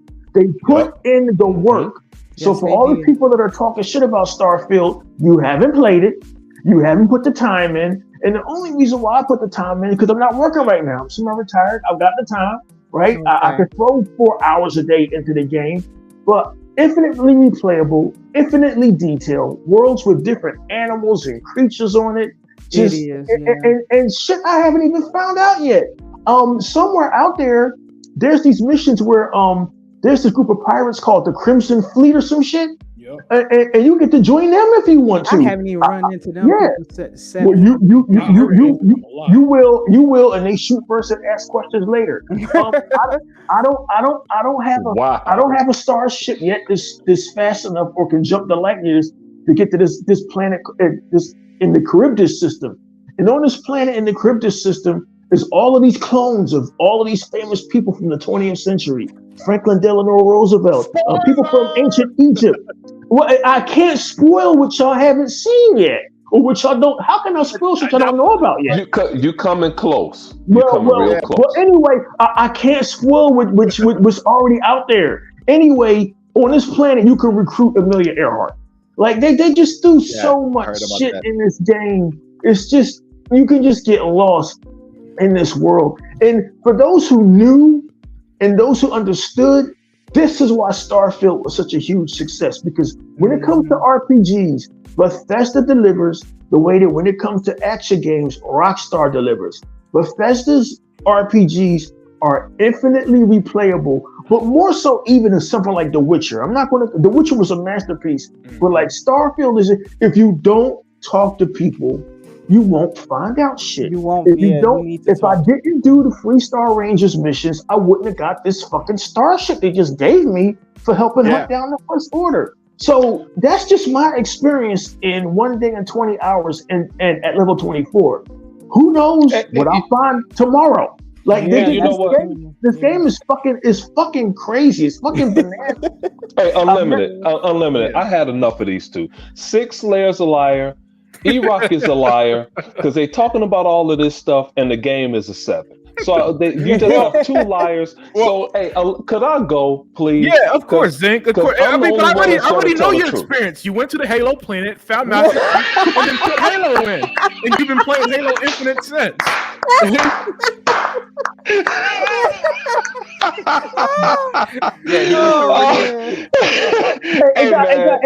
guys, hold on. But before Zink goes, I try not to be long-winded, but did you get what I was saying about overkill of minutia? But that's what Bethesda does. Why would you put that much detail in a fucking clinic I was only going to be at for 20 minutes? That's Starfield. Now you see why Ty Howard is who he is. He's obsessed even with the most minutia of detail. That's how he is. And you know, I'm going to go ahead and go because my phone is not going to last. But I'm going to get to the real part. Now, 6 Layer, how many hours did you say you have? About 30? Yeah, about 30 maybe. And you completed a bunch of missions? I have 4 of the powers. So I guess that's 4 missions or 5 missions. I'm not really sure. And E-Rock, you completed about I believe go ahead. I believe a day and 20 hours, I think it said. If that makes sense. Yeah. Because it'll tell you in your achievements how much time you put in there. Yeah, I know. And that's why I keep asking you guys. Well, I'm at 49 hours complete. Outstanding. Okay. Wow. I'm a level 7 and have not completed 1 mission. Wait, how is that possible? Wow. Dude, hey man, He's doing everything else but that. He can do that. Oh, Zink's the person who flies to Pluto without fast traveling. Hey, Dear, what you laughing so hard for? I know, because I'm just as bad. Hey, Dear, I flew 2 hours. I'm doing the same things. Basically. I flew 2 hours to a planet that I could have fast traveled to. Wow. Okay. And I've completed this planet like 95%. Awesome. I've just been in firefights. Shout out to this train. I've been in firefights all day. You know, I look for a firefight around this one planet. Okay. And that's where I've been this whole time. Awesome. So 49 hours I've been on one planet, and that's crazy. I'm a level 7. It's so much content that you can spend that much time on one planet. That's impressive. That's impressive, Bethesda. Even for that's the outdoor Skyrim. Yeah. I mean, now I did go to that one Citadel place. Okay. And I met Sarah, and I kept Votto. I can't stand that dude.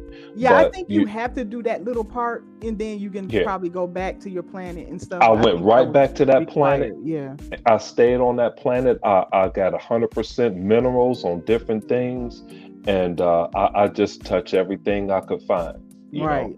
Right. So now, hey, with that being said, I'm not a liar, unlimited like E-Rock and 6 Layer. So that's it. That's my story. Oh, for you guys that did that Mantis mission to get that Mantis armor and that Mantis ship, you notice there was a lot of spacers in there, a lot of them. Like that shit was crazy. Spacers and robots and turrets. The game gets harder. That was just where do you go up against the First Order? Like this shit is like you got to start mapping out how you're going to go about missions, and it helps if you got somebody with you like Sarah Morgan or Andreja who knows how to fight. Because man, if I'd have had that robot, I would have never got this fucking far. All that robot, I got killed with that fucking robot trying to get the Mantis ship. But when I switched to Sarah, she was like, bring it. Like she with better guns though. Huh? I just realized I can equip them, with better weapons and spacesuits and That's all of that. true. You can. Yeah. So like the robot, I remember the first mission, he was terrible in combat and he died for sure, right? And I would have to reload because I know the consequences at the time, right? So I realized later on, oh, I should have upgraded his weapon. Maybe he would have been much better off. So I don't know. You should think about that. It's so much to learn in the game. Yeah, but you know why? It doesn't hold your hand. You got to figure out shit on your own or go to a guide. Yes, Sarah, Sarah and her plasma rifle or whatever, she's pretty good. But I've been knocking dudes off with. I never got rid of my cutter. The first weapon you have, the mining cutter, I just like blasting guys with that shit. I keep that cutter. Yeah, I never got rid of that. I shoot the little monsters with that, and I'm gonna get out of here. Hey, shout out to you, six layer. If I can't jump back on, and Wilkins, I will try what you said and go to Vanguard because I met that Vanguard dude. I just declined the mission because I didn't want to do what he told me to do. I wanted to do my thing, Right, me too. So yeah. But anyway, y'all go on here. But that's my thing, and I'll listen to the show. Okay, thank you. Thanks a lot, Zink. What Daya's experience in Starfield. So Daya, what has your adventure been like? Okay, well, I have to caveat something that shortly after I got Starfield, I was playing it, but I have some renovations and stuff going on in the house. So a lot of stuff hours played and the level you're at. My hours played is almost 40 hours, but that's off and on because I've been so busy with the kitchen renovations and stuff. So I haven't had a lot of time. But I would point out 3 experiences I have that I don't think will spoil anything. Okay, one of the most funniest experiences I had in the game, because I've been doing a little bit of everything, whatever I feel like I do. So sometimes I will explore sometimes I take up a mission. So far, my character, I realized that I was just poor and I couldn't get anything done. So I started taking up missions and jobs. And right now I have a job working for SSN. I have the news network. Yeah, and my stories get broadcast everywhere, and I have people walking up to me, random people say, "Hey, use that person that was on SSN." They I have a connection in there where I share my stories with that person. They pay me under the table to get a firsthand accounts of what's happening out there because they can't go to some of these locations, right? So whenever I come back to Atlantis, I speak with that woman in SSN, and then I might be out somewhere or even there, and I'll hear some of my adventures on SSN. They'll be broadcasting it and stuff. And I decided I wanted to stay a little bit anonymous, so because they leave it as an option that you can have your name attached to it, you can have your identity put out there, but I didn't want that because I wasn't quite sure how I wanted to go about the game. But because of that, they know my name because I gave her permission for that, but not really my image. So like if they there's some people say, "Hey, wait a minute, you're this person. I heard about your adventures and stuff." So I have had random people talk to me and stuff just because I was broadcast on SSN, and there's some guy that works there, some anchor who's idolized by people. He has like these fans, like he's like a superstar and stuff. So the SSN gets a lot of views. So so I actually get a little bit of money like that. Also, I've joined the Vanguard, and I'm kind of split in the middle here. And I also did the Free Rangers. I think it's called Freestar. Freestar Rangers. Freestar Rangers. I have to go back for the Freestar Rangers because I did a couple of missions there and then I stopped.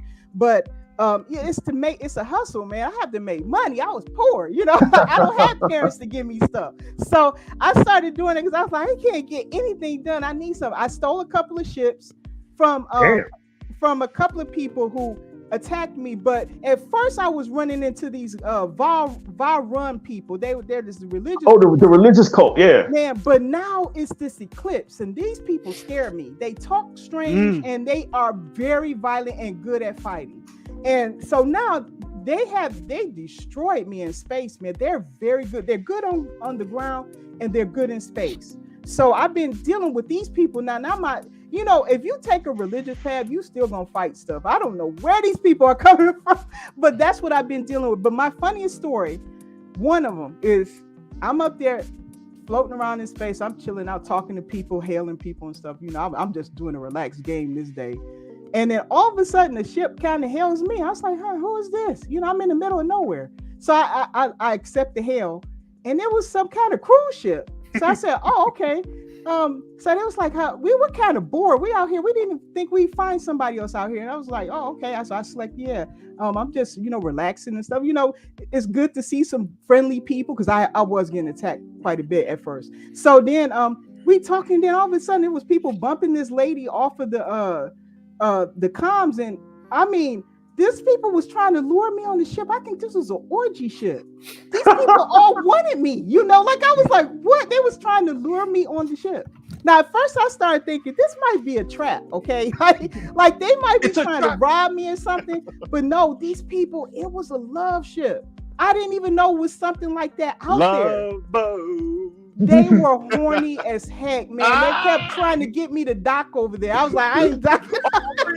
You shut up. I'm not joking. It was people was trying to get me over there on that ship. Now I don't know what I would have saw when I got there because I think this game is mature, so I'm not sure what I would have saw. But I said I'm not getting on that ship. No, I turned them down and everything. And they said they were on their way to Neon. So I haven't even been to Neon yet, but that's where they're on their way to. Oh, Neon's awesome. So you guys might run into a orgy ship. I was like, what? That's the only thing I could think of what that is because I was like, I don't know. So, how could 4 people have 4 different experiences with the same game? Yeah. I don't know if anybody nobody's talked about that ship. But anyway, I was in the middle of nowhere when that happened. That really surprised me. But that was one thing. My scariest experience was I landed on this planet, and I was doing this job for the Vanguard, and all of a sudden I was just supposed to like talk to some settlers. Sometimes your mission will go way different than what you think it will go, and I found all these people dead, and well, it turns out that one of them terramorphs is running around on there. And I'm telling you, I don't think I felt this in a long time. I was scared to death by this terramorph. This thing terrified me in the game. It was terrifying. I'm not joking about that. I've played horror games before and stuff, but the way they set up, the way I was supposed to handle this terramorph, you got this counter that tells you where this thing is, how close it is to you. You can't see it. You hear it roaring everywhere, and I was sweating like anytime I saw my number close because I couldn't tell where it was.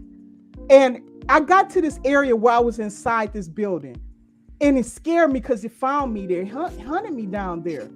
And Sarah, I was like, you on your own, girl. I flew up to the top of this pipe because I was scared. And the thing was there, and it screamed, and it took my health down with a scream. How in the world can you hurt somebody with a scream? I was so scared that I just jumped off of that. I got to the ground and ran for my life. Sarah was saying something, and I don't know what she said. If she ended up dead, I was not going back for her. I mean, I was like, if you don't keep up, you're just staying there. I'm not going back for your body. And so it was just so lucky that I had a trap set up for this thing. But I'm telling you, when I got done with that mission, I had to stop for a minute. My hands were sweaty. I have not felt fear like that in the game in a long, long time. That terramorph scared the heck out of me. Just the way it hunted me. It was like, I said kudos, Bethesda, kudos. That was such a scary segment to me. And now I'm scared to run into more of them, but I think they're out there. Yeah. I've never encountered that cruise ship or a terramorph yet. I'm probably on another side of the galaxy. You might and that just proves that everything Todd Howard said about this shit is true. Yep. Hey, and before we wrap it up, man, I gotta, I did run to the terramorph, but mine, even though I'm playing on the harder difficulty, I didn't really have a problem with it. But I alerted to the trap pretty easily, and the trap just kind of took care of it so fast. I was actually a little disappointed. So he'll probably avoiding the traps for me. Yeah, so it'd be more difficult when I run into one, because afterwards the lady was explaining that they attack each settlement after every 70 to 100 years or something like that. Yeah, and they don't even know how they're doing that. Yeah. But the one that I remember is that I ran into a colony in space because one of the planets Paradiso is like a paradise island. Oh, okay. But when I arrived there is a spaceship that couldn't communicate. right? That's right. And that's the one where you meet the crew that was there for 200 years, Mm-hmm. stuff like that. Now, one thing that did confuse me, like, how the hell do they have different accents if they've been there for 200 years? But that, I guess that's just part of it, the decisions they make. Because I don't see how you could live in such a small area and everybody has a different fucking accent. Mhm. But Unless they're tribal, like they broke off into tribal groups. yeah. So you can either repair their ship, get a modern technology, or make them indentured servitudes. There's another option too. Okay. The management wants you to take a more grim option. Yeah. They're trying to persuade you hard too, and I was like, no, I can't do that. I can't. There's children on board that ship. You know that, right? Huh? There's children on board that ship. Yeah, They're in the classroom. Yeah. So I ended up repairing their ship and getting them new technology. Nice. I couldn't because I got that one skill, empath, where you're part. You make certain decisions, you get bonuses when you make. When you're your partner. For me, has been a Drager through most of the game since I got her, and so she likes little stuff like that. I like Drager because she she wanted me to stop. She was okay with me sending people to jail and shit. I'm like, okay, you got a little thug in you, Drager. Exactly. Yeah. Her affinity is for. I found that her affinity is she don't mind stealing and she don't mind murdering. And Sarah Morgan's affinity is to nag me about every fucking thing I do. Yeah, man. I ran into one. I forgot what I had Sarah on one quest, and I made a decision. I think I made a decision to help steal something, and she didn't like that. I'm like, oh, come on. And then she scolded me from Sarah. But she's good as a partner. It's just that. She fights her ass off. Yeah, I just need somebody who don't mind me bending the rules, because I ain't out here being the space Jesus, man. I got my one of my main skills is stealth and stealing and theft and all that stuff. Oh yeah, your character. Yeah. But unlimited. When I exploit the puddle theft on the killer and I rob the store by looking at that puddle, she don't say shit. It's the weirdest thing. Yeah. That's because that's more of a glitch than you going up there stealing shit. But if I kick somebody in the nuts, I can't believe you did that. Like, what the fuck, Sarah? You should my ride or die. What's the matter with you? Now I never used Vasco because the moment I could because I don't really like robots in these type of games. I like human or at least sentient companions, if you will, in these type of games. So because I like how he called me by my name though, because I named my character in tribute to my father and my older brother, because I always tell the story about my older brother. He bought a Commodore 64, way back in the day when I was 3 years old. Right. He allowed me to use it, and I became a gamer ever since then. Right. And so he's the junior to my father. So my father's name, he's that name Junior. Right. And so he says the name every time. Right. And every time I'm like, oh wow. So every time you land, he's right there in front of the ship, even if he's not your companion, he's always there, and he always welcomes me with the name. I'm like, wow. That blows me away every time. That's outstanding. That's dope. That's dope. I didn't know that. Yeah, because I started using the human companions as soon as I can. I had Vasco with me for like 5 seconds until I got to the lodge. I'm like, all right, fuck this robot, and went with Sarah. And then I've had now. Unfortunately, on one of the missions, Sam died, so I can't get. Well, here I am. I need a male because I ain't trying to hook up my girl to another girl, so I'm looking for like a male companion. I have not run into one yet. I just have Sarah, and I got some people I picked up off of Mars, but they're not marriage material. Oh, get Barrett. There's just Barrett, but I guess it's not like what that. Barrett? He's too old for my character. I gotta find somebody. One of my people died, so I've been on a vengeance against the hunters. Oh man, characters can't die. Yeah, man, I'm corny as shit because I don't know why I started liking Sarah Morgan. I just did. Maybe it's the English accent and the blonde hair. I don't know, but I moved heaven. I moved heaven and earth to bring her back because in my timeline, Sarah Morgan died. Oh. She was the one that died, right? So I said, "Fuck no!" I started a new save, right? I made it so Sam Cole was the one that died. His daughter was mad as shit at me. I'm like, well, boo, shit happens. Oh, wow. I know it's terrible, man. And now all I do is get nagged by Sarah Morgan. I can't believe you did that. because you're going to have to make some morally gray choices as a 3-star ranger. And like the one I should have picked was Andreja, because she would have been all with that shit. You know what I mean? Yeah. But once you're married, you can apologize to your spouse and they'll forgive you after a while. I guess I have to flat out murder somebody for her to be mad at me. But I mean, when she was nagging me on one mission, and I was like, "Boo! They attacked me. I had to kill these motherfuckers. What's the matter with you?" I saw somebody post a clip. They had Sarah with them, right? And they killed somebody. Sarah was so angry, she stopped following them all together. I was like, wow. Damn, this game, you can piss somebody off that they just quit. They just quit. And here's the thing. Look, guys, if you didn't play the game, you didn't play the game. Sarah Morgan is a former soldier who lost her fucking crew. Who is she to pass judgment on me? I'm going to steal and kill out here in space.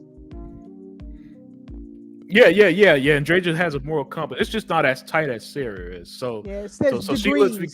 So she let me get away with shit. And plus, I just like hanging out with her in general, man. She also got that accent. But with that, we're going to call it a night. This show has been way too long. I agree, though. It was a lot of people, so yeah. Yeah, man. At one point, we had 8 members as a panel. So that's why today's show was long. But everybody, thank you for joining us, man. What a fantastic show. As always, Xbox just keeps it seriously. There's that phrase, keep your name out my mouth. You can't do that with Xbox, or else there'd be no fucking gaming news. That's true. Yeah. Yes. And now usually absolutely. Yeah. I just want to say unlimited. Oh yeah. Right, so you're trying to wrap up. The reason why, I asked also give us your outro when you're done with your point. Oh, absolutely. So basically, it's 6-layer and everything. Okay, SIKSLAYER on almost every platform imaginable, except for Nintendo because I don't have a Switch. Maybe I'll get the Super Switch. We'll see. Anyway, you don't want to do that. You'll be on the child registry list, man. Right, you got that right. So listen, the main reason I had put the feelers out there, and thanks to Hebot, for passing the message along, was because Unlimited last week on your show when New Legal was on last week. Running for mayor. Yeah. Huh? He was running for mayor, man. He's cool. He couldn't let you talk. You couldn't get a word in edgewise on that show that day. Last night I couldn't for sure. But here's the thing, though. Unlimited, he went into what most would call a rant. And I don't mean that in any bad way. I mean that in the best of ways, because you kept it real. I could tell it was real emotional with you, and I felt every word. I can't even tell you specifically what you said, but I think Unlimited. You just went off. You just went off, and you were spitting the facts as they are, and you didn't care who or whatever. You just said it how it is. And I try to be like that, but I don't cross the line unless I'm really angered, like you were that day.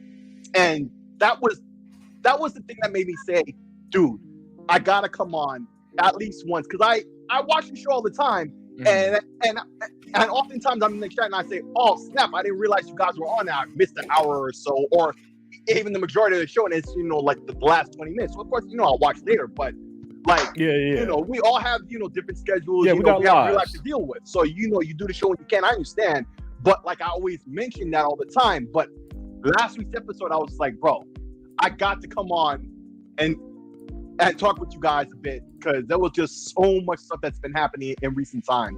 And so I appreciate you having me on, and thanks for Hebot, for passing on the message. Because he's a real one. And definitely, salute to New Legal, Tech, Realist. We do podcasts, on direct, from time to time, but with Tech on Tech Notes on Thursdays. Around 8 o'clock Eastern time, 9 p.m.